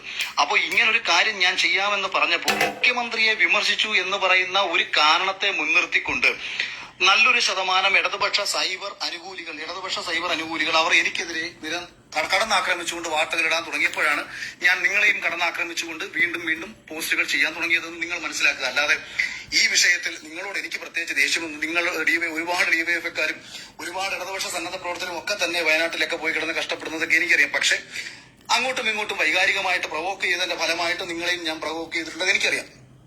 ഇനി പക്ഷെ ഞാൻ ഉന്നയിച്ച വിഷയം, കാര്യം ഞാനല്ല പിണറായി വിജയനെ മുഖ്യമന്ത്രിയാക്കാൻ വേണ്ടി പരിശ്രമിച്ചത്. ഇടതുപക്ഷത്തിൽ പ്രവർത്തിക്കുന്ന നിങ്ങൾ ഓരോരുത്തരുമാണ് മുഖ്യമന്ത്രിയാക്കാൻ വേണ്ടി പിണറായി വിജയന് വേണ്ടി നിങ്ങളുടെ ജീവിതം മാറ്റിവെച്ചത്. എന്നെക്കാളും ഈ ചോദ്യം ചോദിക്കാൻ അവകാശപ്പെടുന്ന ആൾക്കാരും നിങ്ങളാണ്. എന്തെന്നാൽ മുഖ്യമന്ത്രി പിണറായി വിജയനെ ജനങ്ങൾ സംശയത്തിന്റെ നിഴലിലെത്തുമ്പോൾ പണ്ട് സി പി എം എന്ന് പറയുന്ന രാഷ്ട്രീയ പാർട്ടിക്ക് അതിന്റേതായിട്ടുള്ള ഒരു അധികാരമുണ്ടായിരുന്നു, ഒരു പവർ ഉണ്ടായിരുന്നു. മുഖ്യമന്ത്രി അവർ ചോദ്യം ചെയ്യുമായിരുന്നു. കേരളത്തിലുടനീളം ഇത്രയും സംശയങ്ങൾ ജനതയ്ക്കിടയിൽ പങ്കുവെക്കുമ്പോൾ സോഷ്യൽ മീഡിയയിൽ ഒന്നടങ്കം, അത് ഇൻസ്റ്റഗ്രാം ആയിക്കോട്ടെ, യൂട്യൂബ് ആയിക്കോട്ടെ, ഫേസ്ബുക്ക് ആയിക്കോട്ടെ, ഇവിടങ്ങളിലെല്ലാം തന്നെ ഒരു പുതുതലമുറ ഒരു വലിയ സംശയം പങ്കുവെക്കുമ്പോൾ പ്രതിപക്ഷവും മറ്റുള്ളവരുമൊക്കെ തന്നെ ഇന്നലകളിൽ, മാധ്യമങ്ങളും ഒക്കെ തന്നെ ഇന്നലകളിൽ ഈ സംശയങ്ങൾ പങ്കുവെച്ചപ്പോൾ അതിനൊരു മറുപടി പറയാൻ അത് അഖിൽമാരാരെന്ന് പറയുന്ന എവിടെയോ കിടക്കുന്ന, നിങ്ങളുടെ ഭാഷയിൽ പറഞ്ഞാൽ ഏതോ ഒരു ഊച്ചാളി ഷോയിൽ പോയി വിന്നറായ ഒരുവന്റെ വാക്കുകൾക്ക് നിങ്ങൾ യാതൊരു വിലയും കൊടുക്കണ്ട. നിങ്ങൾ കേരളത്തിലെ ജനങ്ങൾക്ക് ഒരു വില കൊടുത്താൽ മതി. വേണ്ട, നിങ്ങൾ നിങ്ങളുടെ പാർട്ടിക്കാർക്ക് വില കൊടുത്താൽ മതി. നിങ്ങളെ മുഖ്യമന്ത്രിയാക്കാൻ വേണ്ടി കഷ്ടപ്പെട്ട് ഇന്നും ഈ പാർട്ടിയിൽ വിശ്വസിച്ച് ഈ പാർട്ടി നിലനിന്നാൽ മാത്രം ഞങ്ങൾക്ക് നിലനിൽപ്പ് ഉണ്ടാവുമെന്ന് വിശ്വസിച്ച് പലപ്പോഴും നിങ്ങൾ ചെയ്യുന്ന തെറ്റുകളെ കണ്ണടച്ചുകൊണ്ട് ഞാൻ ഉൾപ്പെടുന്ന മറ്റുള്ള ആൾക്കാരെ എതിർത്തുകൊണ്ട് സോഷ്യൽ മീഡിയയിൽ വെറുതെ ശത്രുക്കളാവുന്ന പ്രദേശങ്ങളിൽ ഒപ്പം കാണുന്നവരെ ശത്രുക്കളാക്കിക്കൊണ്ട് ഈ പാർട്ടിക്ക് വേണ്ടി പ്രവർത്തിക്കുന്ന ഇടതുപക്ഷത്തിന്റെ പ്രവർത്തകരെ നിങ്ങൾ കഴിയുമെങ്കിൽ കഴിഞ്ഞ കാലയളവിൽ മുഖ്യമന്ത്രിയുടെ ദുരിതാശ്വാസ നിധി വെബ്സൈറ്റിൽ കാണിക്കുന്ന കണക്കുകളല്ല ഞാനീ പറയുന്നത്. ഞാനിപ്പം KSFക്ക് ലാപ്ടോപ്പുകൾ കൊടുത്തതിന്റെ കാര്യം പറഞ്ഞുകൊണ്ട് ഇപ്പൊ കുറച്ച് വീഡിയോസ് ചിലർ എനിക്ക് അയച്ചു തരുന്നു. ഞാൻ പറയുന്നത് എന്താണ്, ഇപ്പൊ KSFക്ക് ലാപ്ടോപ്പ് മേടിക്കാൻ വേണ്ടി കൊടുത്തത്, കുട്ടികൾക്ക് കൊടുത്തതെന്ന് ഇവർക്ക് അതിനകത്ത് അടിയിൽ എഴുതാമല്ലോ. KSFE എന്ന് എഴുതിയിട്ട് 82 കോടി രൂപ എന്ന് എഴുതി അടിയിൽ ലാപ്ടോപ്പ് എന്ന് എഴുതാതെ ആ ലാപ്ടോപ്പ് എന്തിനു വേണ്ടി, എന്ത് ആവശ്യത്തിന് വേണ്ടി, എത്ര കുട്ടികൾക്ക് കൊടുത്തിട്ടുണ്ട്? ഇപ്പൊ സപ്പോസ് 50,000 കുട്ടികൾക്ക് ലാപ്ടോപ്പ് മേടിക്കാൻ വേണ്ടിയിട്ട് കൊറോണ സമയത്ത് ഗവൺമെന്റ് സഹായം ചെയ്തതാണെന്ന് ഇരിക്കട്ടെ. ഇത് എനിക്കോ നിങ്ങൾക്കോ എങ്ങനെ അറിയാം? ഏത് പ്രദേശത്തെ ഏത് കുട്ടികൾ? അവിടെയാണ് ഗവൺമെന്റ് എന്ത് ചെയ്യണം, വെബ്സൈറ്റിൽ പഞ്ചായത്ത് അടിസ്ഥാനത്തിൽ ഇത് ലിസ്റ്റ് ചെയ്യണം. ഇത് ലിസ്റ്റ് ചെയ്യുമ്പോൾ ഗുണം എന്താന്ന് പറഞ്ഞാൽ, ഇപ്പൊ ഉദാഹരണത്തിന് ഞാൻ കൊട്ടാരക്കര മൈലം എന്ന് പറയുന്ന പഞ്ചായത്തിലാണ് എന്റെ ഇതിനു മുൻപുള്ള താമസം. എനിക്ക് അവിടെയാണ് അറിയാം, എറണാകുളത്താണെങ്കിൽ എനിക്ക് കൂടുതലും അറിയാവുന്ന അവിടെയാണ്. അപ്പൊ ഞാൻ വെബ്സൈറ്റിൽ നോക്കുമ്പോൾ എനിക്ക് കാണാൻ കഴിയും മൈലം പഞ്ചായത്തിലെ ഇന്ന വീട്ടിൽ ഇന്ന വാർഡിലെ ഇന്ന വീട്ടിലെ ഇന്ന കുട്ടിക്ക് ഗവൺമെന്റിന്റെ ഭാഗത്തു നിന്ന് ഒരു ലാപ്ടോപ്പ് ലഭിച്ചിട്ടുണ്ട്. എനിക്ക് അപ്പൊ ആ വീട്ടിൽ പോയി അന്വേഷിക്കാം, അർഹതയുള്ള കുട്ടിക്കാണോ ഗവൺമെന്റ് കൊടുത്തേക്കുന്നത്, അതോ ഇവർ പണ്ട് കാലങ്ങളായിട്ട് രാഷ്ട്രീയ പാർട്ടി CPM എന്ന് പറയുന്ന രാഷ്ട്രീയ പാർട്ടിയിലോ CPIയിലോ പ്രവർത്തിക്കുന്നതിന്റെ ഫലമായിട്ട് അർഹതപ്പെട്ട മറ്റൊരാൾക്ക് ലഭിക്കേണ്ടിയിരുന്ന ലാപ്ടോപ്പ് പാർട്ടി അനുഭാവിയാണ് എന്ന കാരണത്താൽ ഇവർ എടുത്തിട്ടുണ്ടോ? മുഖ്യമന്ത്രിയുടെ ദുരിതാശ്വാസ നിധി അപ്പോൾ അർഹതയുള്ള ഒരാളിലേക്കാണോ എത്തുന്നത് എന്ന് ഏതൊരു പ്രദേശത്തെയും രാഷ്ട്രീയ പാർട്ടി നേതാക്കന്മാർക്കും സാമൂഹിക സാംസ്കാരിക പ്രവർത്തകർക്കും അറിയാനുള്ള ഒരു ഉപാധിയായി മാറുന്നത് ഇത് വെബ്സൈറ്റിൽ കൃത്യമായിട്ട് ചെലവാക്കിയിട്ടുള്ള പണം. അതായത് ഇൻഡിവിജ്വൽസിന്, ഇപ്പൊ വീട് വെക്കാൻ വേണ്ടി ഇൻഡിവിജ്വൽസിന് പൈസ കൊടുത്തിട്ടുണ്ട്, 6,000 രൂപ വെച്ച് ആൾക്കാർക്ക് കൊടുത്തിട്ടുണ്ട്. ഇത് ആർക്കൊക്കെ എവിടൊക്കെ? അല്ലെങ്കിൽ വരുന്ന പ്രശ്നം, ഇന്നലകളിൽ മുഖ്യമന്ത്രിയുടെ ദുരിതാശ്വാസ നിധി മറ്റു പല രീതിയിൽ വഴിവിട്ട രീതിയിൽ ഉപയോഗിച്ചു എന്നതിന്റെ കേസുകൾ, വിജിലൻസ് അന്വേഷണങ്ങൾ, പ്രളയ ഫണ്ട് തട്ടിച്ചതിന്റെ പേരിൽ CPM നേതാക്കന്മാരുടെ പേരിൽ വന്നേക്കുന്ന കേസുകൾ, ഡെപ്യൂട്ടി കളക്ടർ, എറണാകുളത്തൊരു ഡെപ്യൂട്ടി കളക്ടറുടെ പേരിൽ വന്നേക്കുന്ന കേസുകൾ, നിരവധി നേരിടേണ്ടി വന്ന ആരോപണങ്ങൾ, ഇതൊക്കെ ജനങ്ങൾ നിങ്ങളെ സംശയത്തിന്റെ നിഴലിലാക്കും എന്ന് ഒരിക്കൽ കൂടി പറഞ്ഞുകൊണ്ട് ഈ വിഷയത്തിൽ ഇപ്പോ എനിക്കെതിരെ ആക്ച്വലി കൊല്ലത്ത് എനിക്കെതിരെ കേസെടുത്തിട്ടുണ്ട്, കൊച്ചിയിലും എനിക്കെതിരെ കേസെടുത്തിട്ടുണ്ട്. ഒന്നിലത് രണ്ട്, അതായത് ഒരേ ഞാൻ എന്താ ചെയ്ത തെറ്റെന്ന് എനിക്കിപ്പോഴും അറിയത്തില്ല. മുഖ്യമന്ത്രിയുടെ ദുരിതാശ്വാസ നിധിയിലേക്ക് പണം നൽകാൻ ഞാൻ തയ്യാറല്ല എന്ന് പറയുന്നു. പകരം എന്നാൽ കഴിയാവുന്ന രീതിയിൽ ഞാൻ സഹായിക്കാമെന്ന് പറയുന്നു. ഇനി മനോരമയുടെ വാർത്തയിലേക്ക് വന്നു കഴിഞ്ഞാൽ വയനാടിനെ ചേർത്ത് പിടിച്ച് മോഹൻലാലും അല്ലെങ്കിൽ മമ്മൂട്ടിയും എന്ന് പറയുന്നു. ഞാൻ പറയുന്നത് മലയാള സിനിമയിലെ ഈ അടുത്ത കാലത്ത് ശ്രദ്ധിക്കപ്പെട്ടിട്ടുള്ള യുവതാരങ്ങൾ പോലും മേടിക്കുന്ന ശമ്പളം കേട്ടാൽ നിങ്ങൾ പലരും ഞെട്ടും. 1.5 കോടി രൂപ കൊടുത്തെങ്കിൽ മാത്രമേ അടുത്തിടെ ശ്രദ്ധിക്കപ്പെട്ട യുവതലമുറയിൽപ്പെട്ട ചെറുപ്പക്കാരന്റെ പോലും ഡേറ്റ് ലഭിക്കത്തുള്ളൂ എന്ന സാഹചര്യത്തിൽ 15 കോടിയും 20 കോടിയും ശമ്പളം വാങ്ങുന്ന സൂപ്പർ താരങ്ങൾക്ക് ഒരു സിനിമയ്ക്ക് മിനിമം അടക്കേണ്ടി വരുന്ന ഇൻകം ടാക്സ് എന്ന് പറയുന്നത് 15 കോടി രൂപ. ഇവർ കണക്കിൽ കാണിക്കുമ്പോൾ ബ്ലാക്ക് ആണോ വൈറ്റ് ആണോ എന്ന് അറിയത്തില്ലെങ്കിലും GST എമൗണ്ട് വേറെ, ഒരു പക്ഷേ ഇൻകം ടാക്സ് ആണെന്നുണ്ടെങ്കിൽ 15 കോടിയാണ് ഇവർ 15 കോടി വാങ്ങുന്നുണ്ട്. പേപ്പറിൽ എത്ര ഉണ്ടോ ഇല്ലെന്ന് നമുക്കറിയത്തില്ല. 15 കോടി വാങ്ങുന്നുണ്ട്. 15 കോടിയിൽ 10% എന്ന് പറയുന്നത് 1.5 കോടി രൂപയാണ്. ഒരു വർഷം 2-3 സിനിമ ചെയ്യുന്ന ഒരു നടനെ സംബന്ധിച്ച് 30-40 കോടി രൂപ ഒരു വർഷം ലഭിക്കുമെന്നിരിക്കെ മറ്റുള്ള ഇതര വരുമാനങ്ങളും കൂടി പരിഗണിക്കുമ്പോഴത്തേക്ക് ഇവർക്ക് ഒരു വർഷം അടക്കേണ്ടി വരുന്ന ഇൻകം ടാക്സ് എന്ന് പറയുന്നത് ഹ്യൂജ് ഇൻകം ടാക്സ് ആണ്. ആ ഇൻകം ടാക്സിൽ ഇളവ് ലഭിക്കാൻ വേണ്ടിയിട്ട് ഏറ്റവും പ്രയോജനപ്പെടുന്ന ഒന്നാണ് CMDR ഫണ്ട് എന്ന് പറയുന്നത്. ഇനി ഞാൻ ഇവരീ കൊടുത്തതിനെ കുറ്റപ്പെടുത്തി പറയുകയല്ല. അത് മാധ്യമങ്ങൾ ഒന്നും അറിഞ്ഞുകൂടാത്തവരെ പോലെ സാധാരണക്കാരെ എന്തോ വലിയ വിഡ്ഢികളാക്കി മാറ്റിക്കൊണ്ട് ഇത് വലിയ മഹത്തരമായ കാര്യമാണ്, അതിനെക്കാട്ടിയും എത്രയോ മഹത്തരമാണ് അവനവൻ അധ്വാനിക്കുന്ന അധ്വാനത്തിന്റെ തുകയിൽ നിന്ന് ഒരു ചെറിയ തുക നീക്കി വെച്ചുകൊണ്ട് മുഖ്യമന്ത്രി വിശ്വസിച്ച് കൊടുക്കുന്ന ഒരു 100 രൂപയായിക്കോട്ടെ, 1000 ആയിക്കോട്ടെ, 10,000 ആയിക്കോട്ടെ, അതിനെക്കാട്ടിയും വാല്യൂ അതിനുണ്ടെന്ന് വിശ്വസിക്കുന്ന ഒരാളാണ് ഞാൻ. ഒരുവന്റെ അധ്വാനത്തിന്റെ ഒരു പങ്ക് അതിപ്പം ഇവർ കൊടുത്തത്, ഞാൻ ഇപ്പോഴും പറഞ്ഞു, ഇവരെ കൊടുത്തത് ചെറുതാക്കി പറയല്ല. പിന്നെ 2 വിശ്വശാന്തി ഫൗണ്ടേഷൻ വഴിയാണ് 3 കോടി രൂപ ലാലേട്ട സഹായിക്കാമെന്ന് പറഞ്ഞത്. വിശ്വശാന്തി ഫൗണ്ടേഷൻ ഒരു ട്രസ്റ്റാണ്. ഇത്തരം ഒരു ആവശ്യത്തിൽ ഈ ട്രസ്റ്റിലേക്ക് 3 കോടി സഹായിക്കാമെന്ന് പറഞ്ഞാൽ 10 കോടി രൂപ വരുത്താനുള്ള ശേഷിയുള്ള ആൾക്കാരിരിക്കുന്ന ഒരു ട്രസ്റ്റിൽ ഹ്യൂജ് പൈസ വന്നോളും.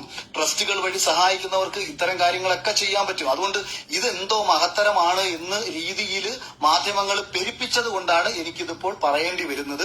ഇത് നല്ല കാര്യം തന്നെയാണ്. ഇതല്ലെങ്കിൽ മറ്റൊരു രീതിയിൽ ഈ ട്രസ്റ്റുകളിൽ വരുന്ന പണം ഇവർക്ക് ചെലവഴിച്ചേ പറ്റൂ. എപ്പോഴും ട്രസ്റ്റുകളിലേക്ക് വരുന്ന പണത്തിന് കൃത്യമായിട്ട് ചെലവഴിക്കപ്പെടുന്നതിന്റെ കണക്കുകൾ ഗവൺമെന്റിന്റെ നിയമപ്രകാരം കൊടുത്തേ പറ്റൂ. ഇല്ലെങ്കിൽ അത് ട്രസ്റ്റുകളുടെ വിശ്വാസ്യതയെ ചോദ്യം ചെയ്യപ്പെടുന്ന ഒന്നായി. ഇതുവരെ പറഞ്ഞതിനകത്തുള്ള കാര്യങ്ങൾക്കകത്തെല്ലാം ഞാൻ യോജിക്കുന്നുണ്ട്. ഇപ്പൊ പറഞ്ഞിട്ടുള്ളത് എല്ലാം ഡാറ്റ വെച്ചിട്ട് വളരെ പിന്നെ കൃത്യമായിട്ടാണ് കാര്യങ്ങൾ പറയുന്നത് അഖില്. കാരണം ഞാൻ പറഞ്ഞല്ലോ, അഖിലിന് ബുദ്ധിയുണ്ട്. അഖില് വളരെ സ്റ്റഡീഡ് ആയിട്ടാണ് കാര്യങ്ങൾ പറയാ. പക്ഷേ ഇപ്പൊ CMDRF യൂസ് ചെയ്യുന്ന രീതി അത് മിസ്യൂസ് ചെയ്യപ്പെടുന്നുണ്ടോ എന്നുള്ള ചോദ്യം. 2, ഈ കൊടുക്കുന്ന സെലിബ്രിറ്റികൾക്ക് അവരെ കയ്യിൽ നിന്നും അല്ലാതൊന്നും പോകുന്നില്ല. വലിയ മുതലാളിമാർക്ക് ഇതൊക്കെ ഞാൻ മുമ്പേ സ്റ്റോർ ചെയ്തിട്ടുള്ളതാ. അഖില് പറയുന്നതിന് മുമ്പേ ഞാൻ പറഞ്ഞിട്ടുള്ളതാ. കാരണം ഇതിനകത്ത് ഇവര് ചെയ്യുന്ന കമ്പനികൾക്ക് ഇപ്പൊ സാബു ജേക്കബ്, കടക്കമ്പലം ഉൾപ്പെടെയുള്ള പഞ്ചായത്തുകൾക്കകത്ത് നടത്തുന്ന വികസന പ്രവർത്തനങ്ങളുടെ ബേസ് എന്ന് പറഞ്ഞാൽ CRS ഫണ്ടാ. കമ്പൽസറിയാ. സോഷ്യൽ സർവീസിന് വേണ്ടി ഒരു ഫണ്ട് മാറ്റി വെക്കണം വൻകിട കമ്പനികൾ. 2, ടാക്സ് ഫ്രീ ആണ് CMDRF. അപ്പൊ ഇവരുടെ ടാക്സ് കൊടുക്കുന്ന പൈസ തന്നെ മതിയെന്നേ. ഇവരാരും കയ്യിൽ നിന്ന് എടുക്കുന്നില്ല. അതൊക്കെ വെച്ച് നോക്കുമ്പോൾ സാധാരണക്കാരെ കൊടുക്കുന്ന 100 രൂപയ്ക്കും 10 രൂപയ്ക്കും അതിലേറെ വിലയുണ്ട്. കൂലിപ്പണിക്ക് പോകുന്ന മനുഷ്യർ, ഞാൻ പറഞ്ഞിട്ടുണ്ട്, ആക്രി പറക്കുന്ന മനുഷ്യർ, റബ്ബർ വെട്ടാൻ പോകുന്നവർ, പിന്നെ 2 പശുവിനെ വളർത്തിയിട്ട് അതിനെ കറന്ന് അതിന് അതിന്റെ ചാണകവും കോരിട്ട് അതിന് പുല്ലും അരിഞ്ഞു കൊടുക്കുന്ന മനുഷ്യർ, അതിന്റെയൊക്കെ പ്രയാസമൊക്കെ ഞാൻ അനുഭവിച്ചിട്ടുള്ള അതൊക്കെ ഉണ്ട്. അതിനൊക്കെ അഖില് പറഞ്ഞ ഓക്കെ. അഖിലിന്റെ അവസാനം സ്റ്റാൻഡ് മാറുന്നിടത്താണ് എനിക്ക് പ്രശ്നമുള്ളത്. അതിലേക്ക് വരാം. മാറുകയും ചെയ്യും. ഇപ്പൊ മമ്മൂക്ക ചെയർമാനായിരിക്കുന്ന കെയർ ആൻഡ് ഷെയർ എന്ന് പറയുന്ന ട്രസ്റ്റ് ഈ കോവിഡ് അല്ലാതിരിക്കുന്ന കാലത്ത് ഇതിനു മുമ്പ് എന്തെല്ലാം നല്ല കാര്യങ്ങൾ ചെയ്തുകൊണ്ടിരിക്കുകയാണ്. അങ്ങനെ കേരളത്തിൽ നിരവധി ട്രസ്റ്റുകൾ, ഇപ്പൊ എന്റെ സിനിമയുടെ നിർമ്മാതാവായ യോഹന്നാൻ സാറിന്റെ YGM ട്രസ്റ്റ് വഴി MGM ട്രസ്റ്റ് വഴിയൊക്കെ തന്നെ എന്തെല്ലാം സഹായങ്ങൾ അവർ ചെയ്യുന്നുണ്ട്. അപ്പൊ ട്രസ്റ്റുകൾ ചെയ്യുന്ന സഹായം മുഖ്യമന്ത്രിയുടെ ദുരിതാശ്വാസ നിധിയുമായി കണക്ട് ചെയ്തുകൊണ്ട് പെരുപ്പിച്ച് കാണിച്ച് പറയേണ്ട കാര്യമൊന്നുമില്ല. പിന്നെ മറ്റുള്ള സിനിമാ നടന്മാർ ഉൾപ്പെടുന്ന അല്ലെങ്കിൽ ബിസിനസ്സുകാർ ഉൾപ്പെടുന്ന ആൾക്കാർക്കെല്ലാം മുഖ്യമന്ത്രിയുടെ ഓഫീസിൽ നിന്ന് അങ്ങോട്ടൊരു കത്തയക്കുകയാണ്. അതായത് ഇപ്പൊ യൂസഫ് അലി സാഹിബിന് അങ്ങോട്ടൊരു കത്ത് ചെല്ലും. ഇങ്ങനൊരു സാഹചര്യത്തിൽ ലുലു ഗ്രൂപ്പിന്റെ ഭാഗത്തു നിന്ന് നമുക്കൊരു സഹായം വേണം. അപ്പോഴേ അദ്ദേഹം അത് സ്വീകരിക്കുകയും അവർ 5 കോടി രൂപ ട്രാൻസ്ഫർ ചെയ്ത് കൊടുക്കുകയും വേണം.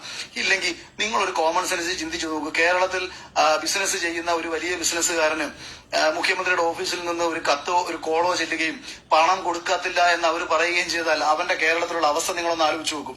അപ്പൊ അതുകൊണ്ട് ഇതെല്ലാം അവർ കൊടുക്കും. അവരുടെ നിലനിൽപ്പിന്റെ കൂടി ഭാഗമായതുകൊണ്ട് അവർ കൊടുക്കും. അതേസമയം യാതൊരു നിലനിൽപ്പും ഇതിനകത്തില്ലാത്ത ഉള്ളിൽ തട്ടി മറ്റൊരുവനെ സഹായിക്കണമെന്ന ചിന്തയിൽ അന്നന്നും കഷ്ടപ്പെട്ട് ഉണ്ടാക്കുന്ന പൈസയുടെ ഒരു പങ്ക് മുഖ്യമന്ത്രിക്ക് കൊടുക്കാമെന്ന് കരുതി ഇന്നലകളിൽ കൊടുത്തിട്ടുള്ള ആൾക്കാർ ഇന്ന് ഞാൻ പറഞ്ഞതുകൊണ്ട് കൊടുക്കാതിരിക്കേണ്ട ഒരു കാര്യമില്ലല്ലോ.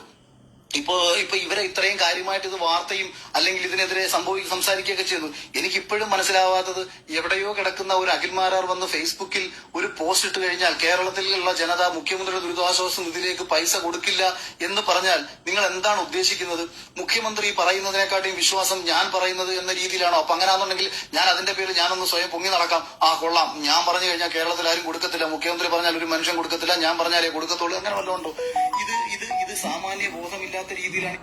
ഇതും വളരെ മനോഹരമായ വാക്കുകളാണ്. മുഖ്യമന്ത്രിയേക്കാൾ ക്രെഡിബിലിറ്റി ബിഗ് ബോസ് വിന്നറായിട്ടുള്ള അഖിലിനാണോ എന്ന് അഖിൽ ചോദിക്കുന്നതിനകത്ത് വളരെ ന്യായമായ ചോദ്യമാണ്. അതിനർത്ഥം നിങ്ങളുടെ മുഖ്യനെ കൊള്ളത്തില്ല എന്നുള്ളതാണ്. അയാൾക്ക് ക്രെഡിബിലിറ്റി ഇല്ല, നാട്ടുകാർ അയാളെ വിശ്വസിക്കുന്നില്ല എന്നുള്ളതാണ്. അയാൾ കള്ളനാണെന്ന് ആൾക്കാർ കാണുന്നുണ്ടെന്നുള്ളതാണ്, ചിന്തിക്കുന്നുള്ളതാണ് അതിന് മനസ്സിലാക്കേണ്ടത്. ഇനി അടുത്തതും കൂടി ബാക്കി കൂടി കേൾപ്പിക്കാം. പക്ഷെ ഏറ്റവും അവസാനം അഖിലിന്റെ ഒരു U-ടേൺ ഉണ്ട്. ആ U-ടേണിലാണ് എനിക്ക് പ്രതിഷേധമുള്ളത്. അതുകൊണ്ട് എനിക്കുണ്ടാവുന്ന നഷ്ടത്തെക്കുറിച്ച് എനിക്ക് ബോധ്യമുണ്ട്. കാരണം അഖില് ഈ പെയ്ഡ് ഇന്റർവ്യൂസ് കഴിഞ്ഞാൽ എന്റെ കൂടെ ഇരിക്കാമെന്നുള്ളത് ഉള്ള ധാരണയിൽ നിന്നിരുന്ന ഒരാളാണ്. അതിനുണ്ടാവില്ല. ഇനിയിപ്പോൾ ഒരിക്കലും രാജൻ ജോസഫിന്റെ കൂടെ ക്യാമറയുടെ മുമ്പിൽ ഇരിക്കാൻ അഖില് വരില്ല എന്നുള്ളത് എനിക്കറിയാം. I don't care. കാരണം അഖിലിനടുത്ത് ഞാൻ പ്രതീക്ഷിക്കാത്തൊരു സാധനമാണ് അഖിലിന്റെ ഭാഗത്തുണ്ടായത്. അതുകൂടി കേൾപ്പിക്കാം. അത് ഇത് കഴിഞ്ഞിട്ടോ, ഇത് മൊത്തം കഴിഞ്ഞിട്ട് അടുത്തൊരു വീഡിയോ വിഷയത്തെ വഴിതിരിച്ചു വിട്ടത്. മുഖ്യമന്ത്രി പറഞ്ഞാൽ ആ സ്പോട്ടിൽ പൈസ കൊടുക്കാൻ തയ്യാറാകുന്ന ഒരു മലയാളി സമൂഹം കേരളത്തിൽ ഉണ്ടാകണമായിരുന്നെങ്കിൽ തീർച്ചയായും നിങ്ങളുടെ പ്രവൃത്തിയും അതുപോലെ ആയിരിക്കണം. നമ്മളങ്ങ് ഇറങ്ങുകയല്ലേ എന്ന മുഖ്യമന്ത്രി പ്രളയ സമയത്ത് പറഞ്ഞപ്പോ ഞാൻ ഉൾപ്പെടുന്ന എല്ലാ ആൾക്കാരും വലിയ സന്തോഷ രൂപേണയാണ് അതിനെ കണ്ടത്. അപ്പൊ ഇന്നത് മാറി. ഇന്ന് മാറാനുണ്ടായ കാരണം എന്തുകൊണ്ടാണെന്ന് നിങ്ങൾ മനസ്സിലാക്കൂ. ഇപ്പൊ നിങ്ങൾ തെരഞ്ഞെടുപ്പിൽ തോൽക്കുന്നു, തോൽക്കാനുണ്ടായ കാരണം നിങ്ങൾ കണ്ടെത്തൂ.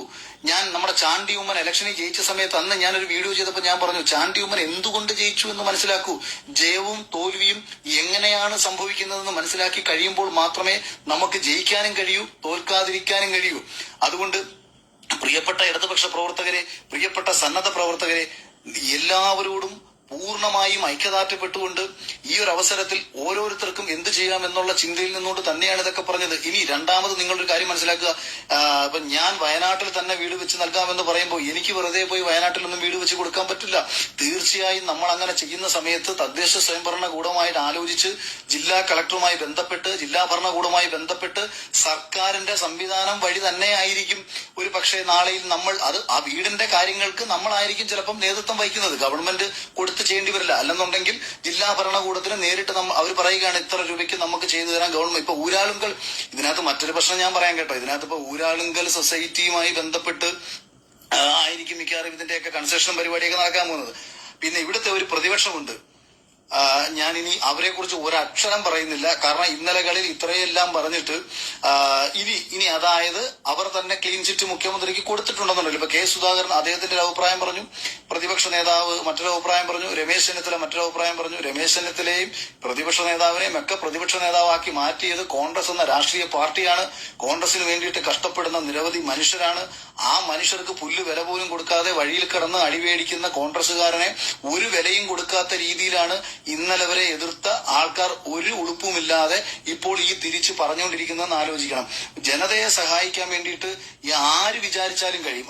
കേന്ദ്രം വിചാരിച്ചാലും കഴിയും, കേരളം വിചാരിച്ചാലും കഴിയും, ഓരോ മനുഷ്യൻ വിചാരിച്ചാലും കഴിയും. അതിന് അങ്ങോട്ടും ഇങ്ങോട്ടും ആരും ഒരു തുരങ്കവും വെക്കുന്നില്ല.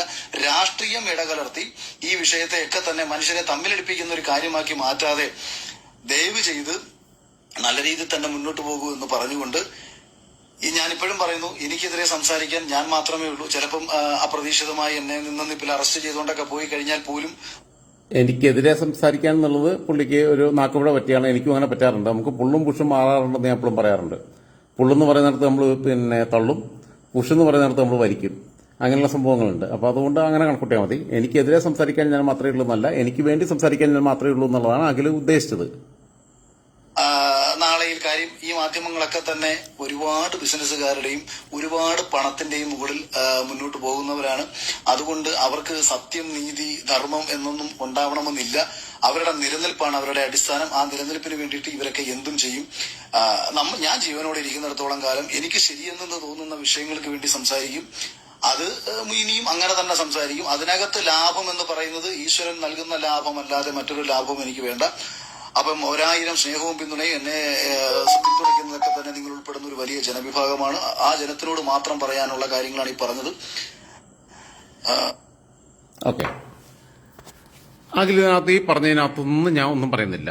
പക്ഷെ ആ പറഞ്ഞ നിലപാടിൽ അഖിൽ ഉറച്ചു നിൽക്കുന്നുണ്ടോ? അഖില് ഞാൻ ഉടനോളം വെച്ച അഖിലിന്റെ അടുത്ത വീഡിയോ കൂടി കേൾപ്പിക്കാം. അത് കേൾപ്പിച്ചതിന് ശേഷം അതിന് ശേഷം ഞാൻ ഇതിന്റെ പിന്നിലുള്ള യഥാർത്ഥത്തിൽ സംഭവിച്ചത് എന്താണെന്നുള്ളത് ഞാൻ പറഞ്ഞുതരാം. അവസാനം കാണുന്നില്ലല്ലോ.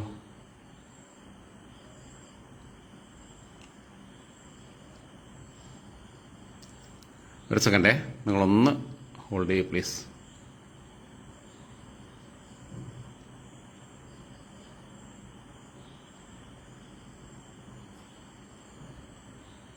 അത് ഡിലീറ്റാക്കി തോന്നുന്നു. അത് ഡിലീറ്റാക്കി.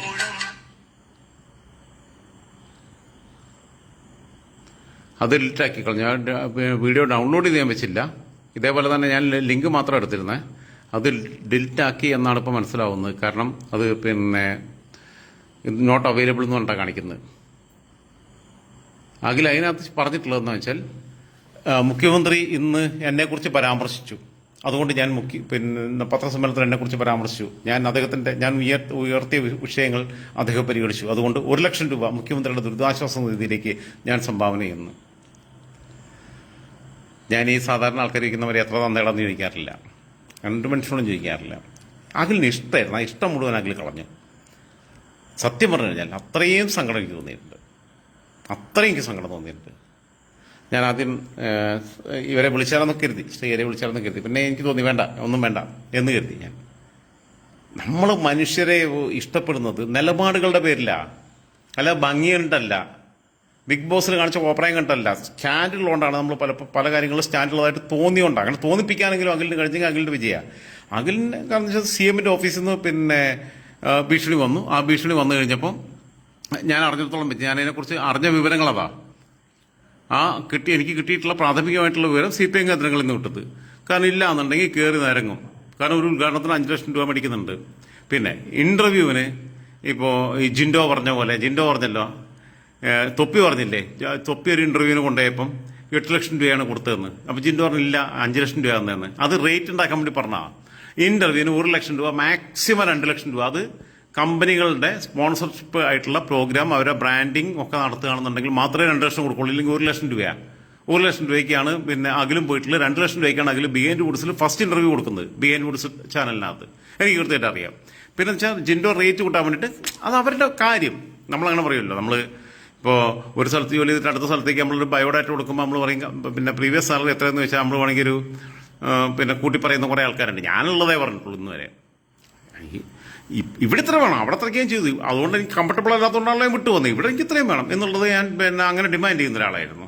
ആ ഡിമാൻഡ് ചെയ്യലിലൊക്കെ വിജയിച്ചിട്ടുമുണ്ട്. ഇന്ന് വരെ വന്ന വഴികൾക്കകത്ത് ഞാൻ ഡിമാൻഡ് ചെയ്തത്, ഗൾഫിലാണെങ്കിലും ഇവിടെയാണെങ്കിലും ഞാൻ ഡിമാൻഡ് ചെയ്തതിനകത്ത് അല്ലാത്തടത്ത് ഞാൻ അവർ നെഗോഷിയേഷൻ നടത്തിയിട്ട് പിന്നെ ഞാൻ ഉദ്ദേശിച്ചതിനേക്കാൾ കുറച്ച് പല സ്ഥലത്തും 6,000 റിയാലിനും 5,000 റിയാലിനും 6,500 റിയാലിനും ഒക്കെയുള്ള ജോബ് ഓഫർ ലെറ്ററുകൾ ഇപ്പോഴും എൻ്റെ അടുത്ത് ഞാൻ വെറുതെ അട്ടി വെച്ചിട്ടുണ്ട്. ചുമ്മായിരുന്നു സുഹൃത്തുക്കൾ ആരെങ്കിലുമൊക്കെ വരുമ്പോൾ ഇത് കാണിച്ചു കൊടുക്കാൻ വേണ്ടിയിട്ട്. ഞാൻ അതിന് കയറില്ല, ഒരു ഗതിയില്ല. ഞാൻ അതിനേക്കാൾ മേലെ കിട്ടിയിട്ടില്ലെങ്കിൽ ഇവിടെ കയറുകയും ചെയ്യാം. 1 മാസത്തെ സമയം ചോദിക്കും ജോബ് ഓഫർ ലെറ്റർ കിട്ടുമ്പോൾ. അങ്ങനെ ചെയ്തിട്ടുണ്ട്. അപ്പോൾ അതൊക്കെ ആൾക്കാരുടെ ടെക്നിക്കാണ്. അത്രയേ ഉള്ളൂ, അതിനകത്ത് കുറ്റം പറയുന്നില്ല. പക്ഷേ എല്ലാം കഴിഞ്ഞിട്ട് പിന്നീട് അഖിൽ ചെയ്തിട്ടുള്ള ചില സാധനങ്ങൾ ഇപ്പം ഞാനിപ്പോൾ സെർച്ച് ചെയ്തിട്ട് കിട്ടുന്നില്ല. ഞാൻ ലിങ്ക് കോപ്പി ചെയ്ത് ഓപ്പൺ ആവുന്നുമില്ല. ഒന്നും കൂടി ശ്രമിച്ചു നോക്കാം, ഒരൊറ്റ പ്രാവശ്യം കൂടെ. ദാർഷ്ട്യവും തൻപ്രമാണിത്വവും ഒക്കെ മറ്റുള്ളവരോടും സ്വന്തം പാർട്ടിക്കാരോടും ജനങ്ങളോടും തന്റെ സഹജീവികളോടും ഒക്കെ കാണിച്ചുകൊണ്ടിരുന്ന ഒരു മുഖ്യമന്ത്രി ഇന്ന്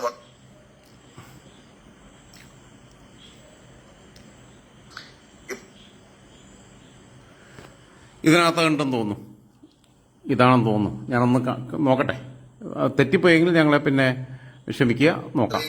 അഹങ്കാരവും ദാർഷ്ട്യവും തൻപ്രമാണിത്വവും ഒക്കെ മറ്റുള്ളവരോടും സ്വന്തം പാർട്ടിക്കാരോടും ജനങ്ങളോടും തന്റെ സഹജീവികളോടും ഒക്കെ കാണിച്ചുകൊണ്ടിരുന്ന ഒരു മുഖ്യമന്ത്രി ഇന്ന് വളരെ ശാന്ത സ്വരൂപനായി പത്രസമ്മേളനം നടത്തുന്നത് എന്റെ ശ്രദ്ധയിൽപ്പെട്ടു.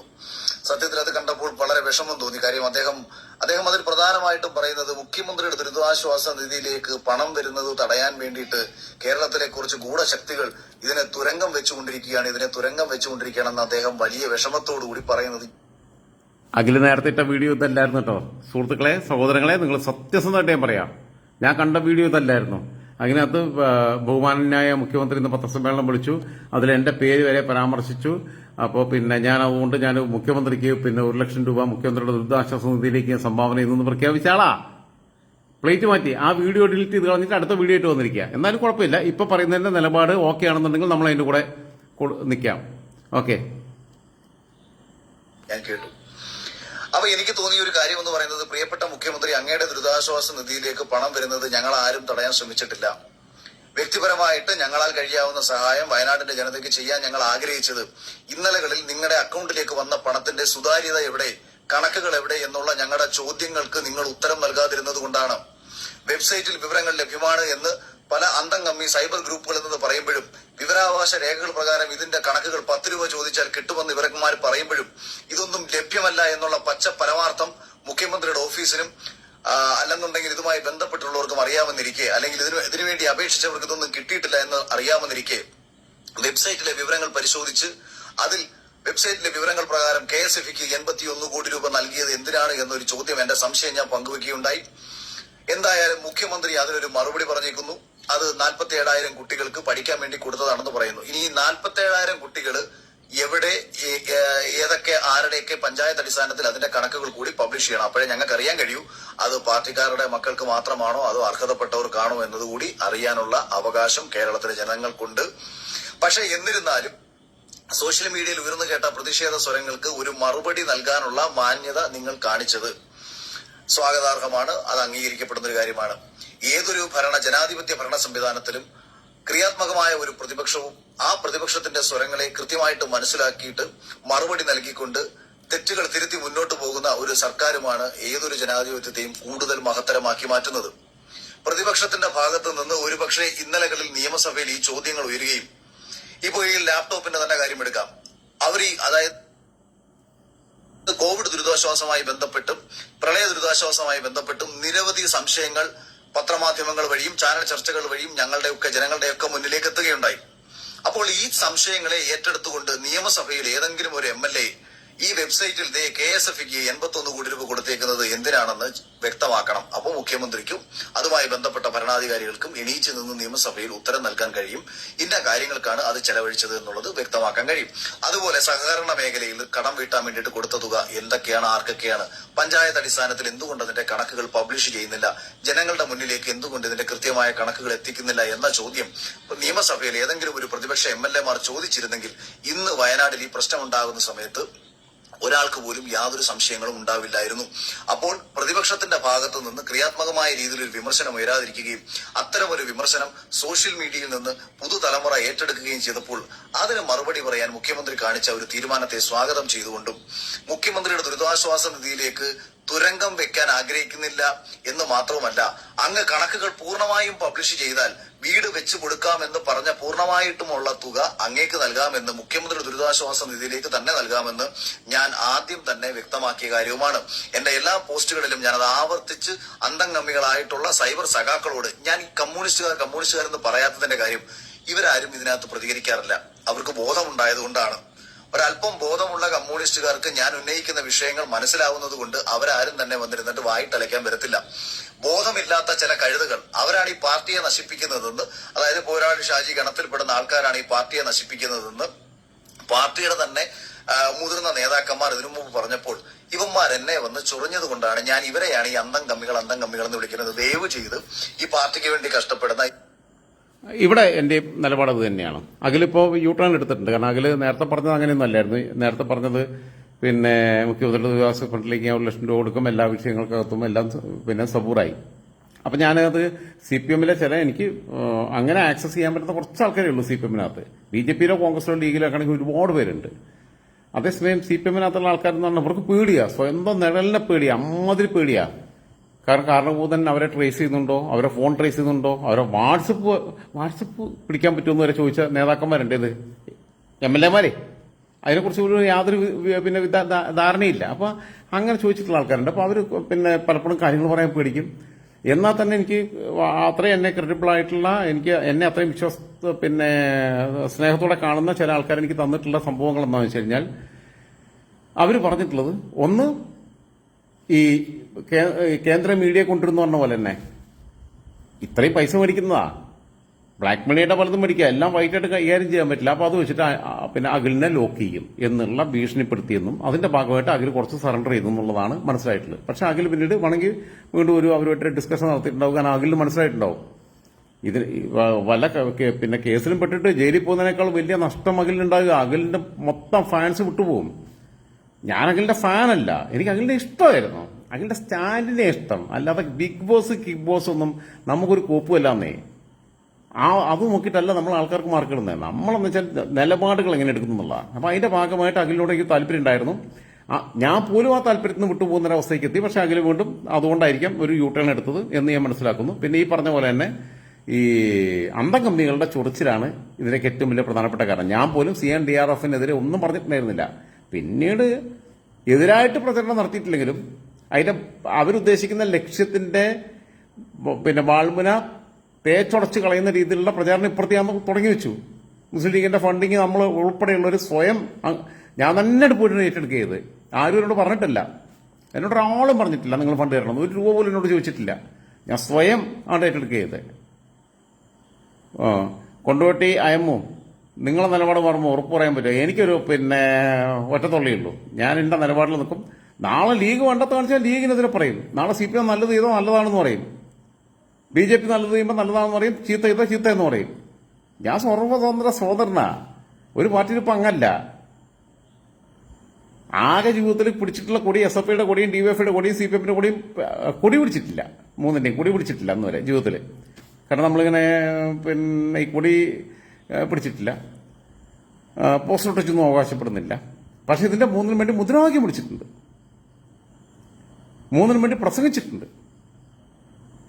പുരോഗമന സംഘവും കോളേജിലെ ഒരേ സമയം SFIയുടെ ഏരിയ യൂണിറ്റ് സെക്രട്ടറി ആയിരിക്കുന്നു, അതേസമയം DYFIയുടെ മേഖലാ സെക്രട്ടറിയും ബ്ലോക്ക് കമ്മിറ്റി അംഗമായിരിക്കുന്നു, അതേസമയം CPMന്റെ പിന്നെ അംഗമായിരിക്കുന്നു, അതേസമയം പുരോഗമന കലാസാഹിത്യ സംഘത്തിന്റെ ഏരിയ ജോയിന്റ് സെക്രട്ടറി ആയിട്ട് പ്രവർത്തിക്കുന്നത്.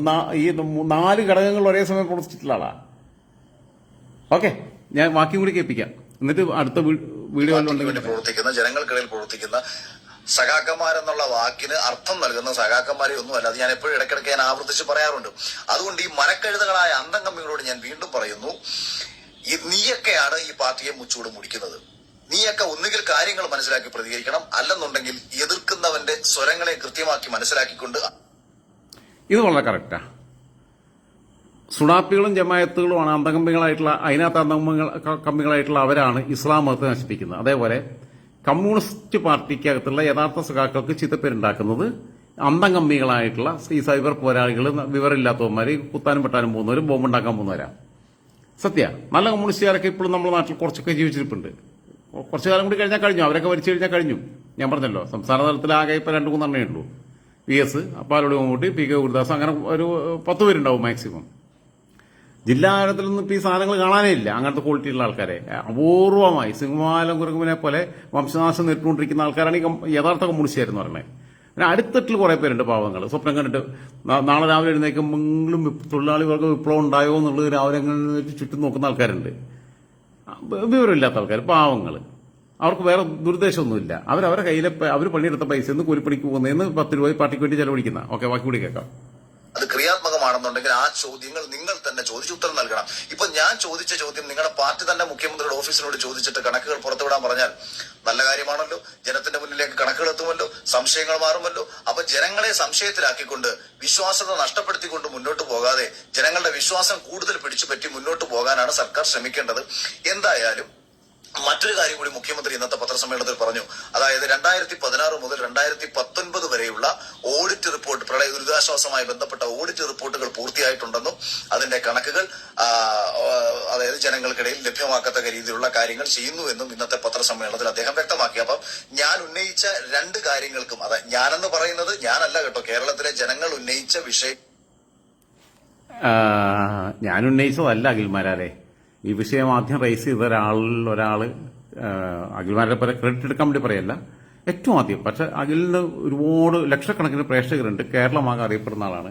എന്നെ ആകെ ഒരു 10-100 ആൾക്കാർക്ക് അല്ലെങ്കിൽ 1000 ആൾക്കാർക്കിടയിൽ നിൽക്കുന്ന സർക്കിളിൽ നിന്നിട്ട്, കുഞ്ഞു സർക്കിളിൽ നിന്നിട്ട് കാര്യങ്ങൾ പറയുന്ന ഒരാളാണ്.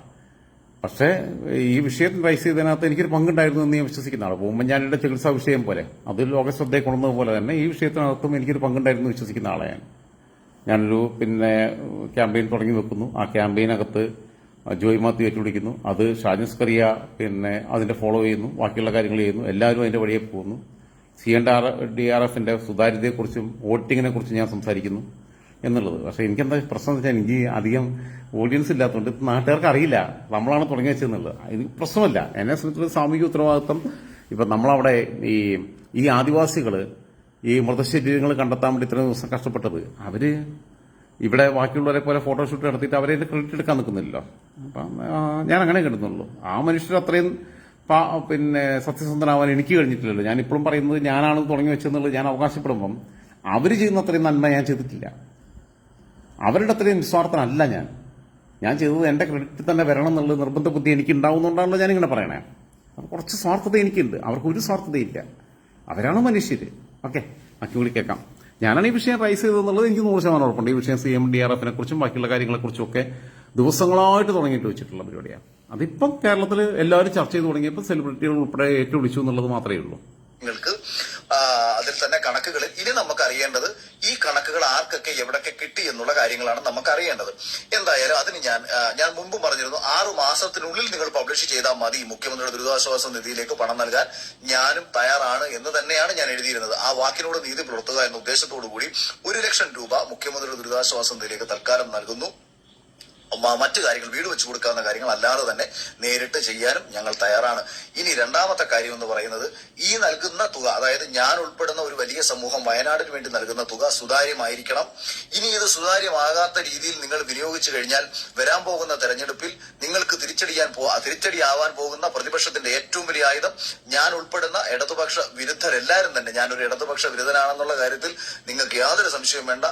ലോകം മുഴുവൻ നശിപ്പിച്ച ഒരു ആശയമായതുകൊണ്ട് തന്നെ എനിക്ക് ഒരിക്കലും ഒരു കമ്മ്യൂണിസ്റ്റ് ആശയത്തെ പിന്തുണയ്ക്കാനോ കമ്മ്യൂണിസ്റ്റ് ആശയത്തെ സപ്പോർട്ട് ചെയ്യാനോ എനിക്ക് കഴിയില്ല.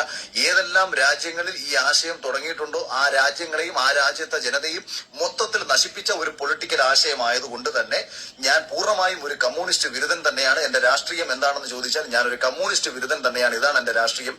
അല്ലാതെ നിങ്ങൾ എന്നെ ഉദ്ദേശിക്കുന്നത് എന്നെ കൊണ്ട് BJP-യിലും കെട്ടാൻ പറ്റില്ല, എന്നെ കൊണ്ട് കോൺഗ്രസിലും കെട്ടാൻ പറ്റില്ല. ഇനി ഞാനിത് പറയുന്നത് തെരഞ്ഞെടുപ്പിന് വേണ്ടിയിട്ടാണെന്നുണ്ടെങ്കിൽ ഈ രാജ്യത്ത് സ്വതന്ത്രമായി മത്സരിക്കാനുള്ള ഒരു അവകാശമുണ്ട് എന്നിരിക്കെ തൽക്കാലം ഇവരുടെ അടുത്തേക്കൊന്നും പോകേണ്ട കാര്യം എനിക്കില്ല എന്ന് ഞാൻ ഈ കൂട്ടത്തിൽ ഇതും കൂടി ഒന്ന് പറഞ്ഞുകൊണ്ട് മുഖ്യമന്ത്രിയുടെ ദുരിതാശ്വാസ നിധിയിലേക്ക് സന്തോഷപൂർവ്വം 1 ലക്ഷം രൂപ നൽകുകയാണ്. അതിനുള്ള പ്രധാനപ്പെട്ട കാരണം ഉന്നയിക്കപ്പെട്ട വിഷയത്തിന് 2 മറുപടികൾ ഇന്നത്തെ പത്രസമ്മേളനത്തിൽ ലഭിച്ചു എന്നതാണ് അതിനുള്ള കാരണമെന്ന് അറിയിച്ചുകൊണ്ട് ഇനിയും പാർട്ടിയെ നശിപ്പിക്കുന്ന അന്തംഗമി സഖാക്കന്മാർക്ക് വീണ്ടും വന്നിരുന്ന് കമന്റ് ഇടാം.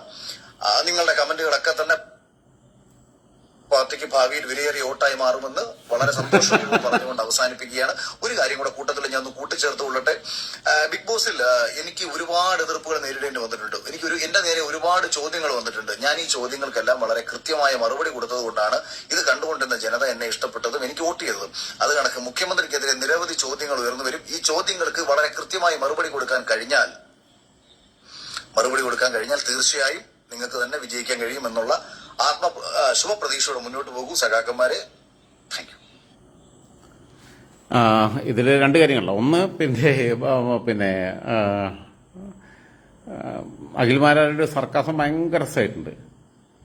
നിങ്ങളുടെ കമന്റുകളാണ് നിങ്ങൾക്ക് വോട്ടുകളായി മാറുന്നത്, നിങ്ങൾക്ക് കൂടുതൽ വോട്ടുകൾ നേടിത്തരാൻ കഴിയട്ടെ എന്ന് പറഞ്ഞാൽ അതിനേക്കാളും വലിയ ഈ സൈബർ കമ്പികളെ തലയ്ക്കടിക്കുന്ന മാതിരിയുള്ള കൊടുക്കലാണ് കൊടുത്തത്, കാരണം കുട്ടിക്ക് അടിക്കുന്ന മാതിരി കൊടുത്തത്. കാരണം അവന്മാരുടെ കമന്റുകളും അവന്മാരുടെ സോഷ്യൽ മീഡിയ ഇടപെടലുമാണ് അവരെ ഇത്രയും വലിയ തകർച്ചയിലേക്ക് എത്തിച്ചത്. ഈ ലോക്സഭാ തെരഞ്ഞെടുപ്പിൽ വലിയ സൈബർ ബുദ്ധിജീവികളായിട്ട് കാഫർ പ്രയോഗം നടത്താൻ പോകുന്നു, പിന്നെ പോൺ വീഡിയോ ഉണ്ടെന്ന് പറയുന്നു, ബാക്കിയുള്ളത് ഉണ്ടാക്കുന്നു, പിന്നെ ഇളംബരം കരീം ഖാ എന്ന് പറഞ്ഞു വരുന്നു. എന്തെല്ലാം തന്ത്രങ്ങൾ പറ്റി, ജാതി മതം മറ്റേത് മറിച്ചും എല്ലാം പിടിച്ചിട്ട്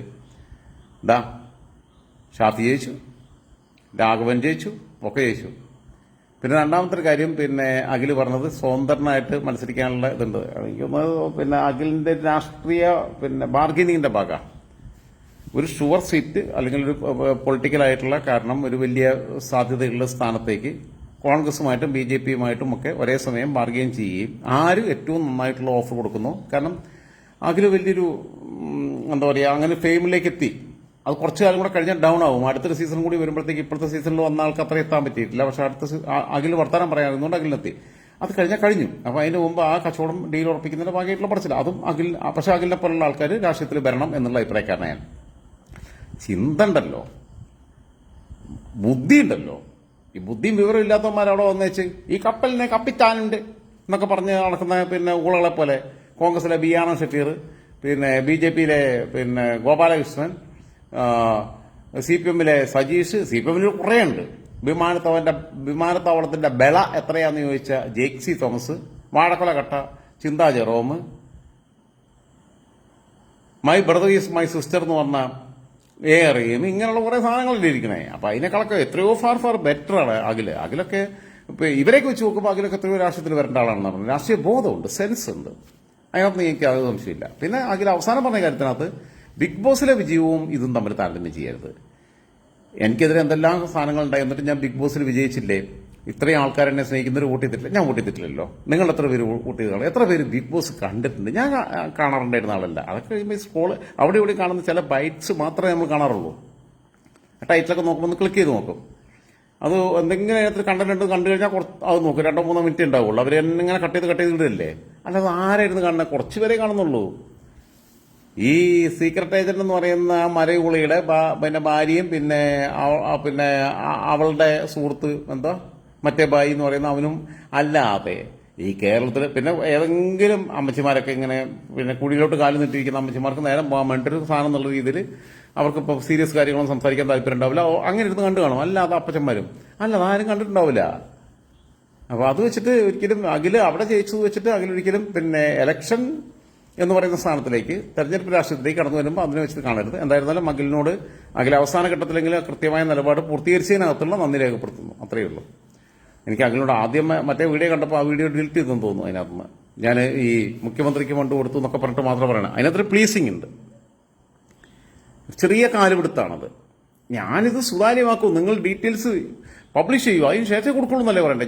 ഞാനിപ്പോഴും പറയുന്നു, മുഖ്യമന്ത്രിയുടെ ദുരിതാശ്വാസ നിധിയിലേക്ക് ഞാനിപ്പോൾ മുസ്ലിം ലീഗിന് കൊടുത്ത പോലെ തന്നെ ഞാനൊരു പിന്നെ അഖിലിനെ പോലെ അല്ലെങ്കിൽ മറ്റുള്ളവരെ പോലെ കോടികളുടെ വരുമാനം കിട്ടുന്ന ആളല്ല. ഞാൻ സ്വന്തമായിട്ട് വലിയ സ്വത്ത് ഉള്ള ആളല്ല. ഒരു സെന്റ് ഭൂമി പോലും എൻ്റെ പേരിലില്ല. ഒരു സ്വത്തും എൻ്റെ പേരിലില്ല. സ്ഥാവര ജംഗമ സ്വത്തുക്കളൊന്നും എനിക്കില്ല. മനസ്സിലായില്ലേ? സ്ഥാവര ജംഗമ സ്വത്തുക്കളൊന്നും ഇല്ല എന്നതാണ് ഞാനിങ്ങനെ കണവണയായിട്ട് പറഞ്ഞത്. ഇതൊന്നുമില്ല. അപ്പൊ എനിക്കുള്ള നിലപാടെങ്കിലും അഖിൽ ഉണ്ടാവണമായിരുന്നു. 1 ലക്ഷമല്ല, 1 രൂപ ഞാൻ പിന്നെ 10 ലക്ഷം വരെ വേണമെങ്കിൽ തരാം, എൻ്റെ മുഴുവൻ തരാം എന്ന് പറയുമ്പം നിങ്ങളിത് പ്രസിദ്ധീകരിക്കാതെ ആരാണ് ഇതിന്റെ യഥാർത്ഥ ഗുണഭോക്താക്കൾ എന്നുള്ള ലിസ്റ്റ് പബ്ലിഷ് ചെയ്യാതെ, എല്ലാ ജനങ്ങൾക്കും ആക്സസ് ഉള്ള രീതിയിൽ പബ്ലിഷ് ചെയ്യാതെ, I will never give you even 1 penny എന്ന് പറയാനുള്ള ധൈര്യമാണ്. എൻ്റെ ഒരു ചില്ലി കാശ് തന്നിട്ടില്ല എന്ന് പറയണ്ടേ സുതാര്യമാവാതെ. അത് പറഞ്ഞില്ല. എന്തായിരുന്നാലും ആദ്യത്തെ ഒരു ടെൻഷൻ മാറി. അതിൽ നിർത്തിയപ്പോഴത്തേക്ക് അത്യാവശ്യം കുഴപ്പമില്ലാതെ നിന്നു. ഓക്കെ, ശരി സുഹൃത്തുക്കളെ, വേറെയുണ്ട് വിഷയങ്ങൾ പറയാൻ. പക്ഷേ ഇനിയിപ്പോൾ ഈ പാതിരാത്രിയിൽ പറഞ്ഞാൽ ശരിയാവില്ല, ആൾക്കാർക്ക്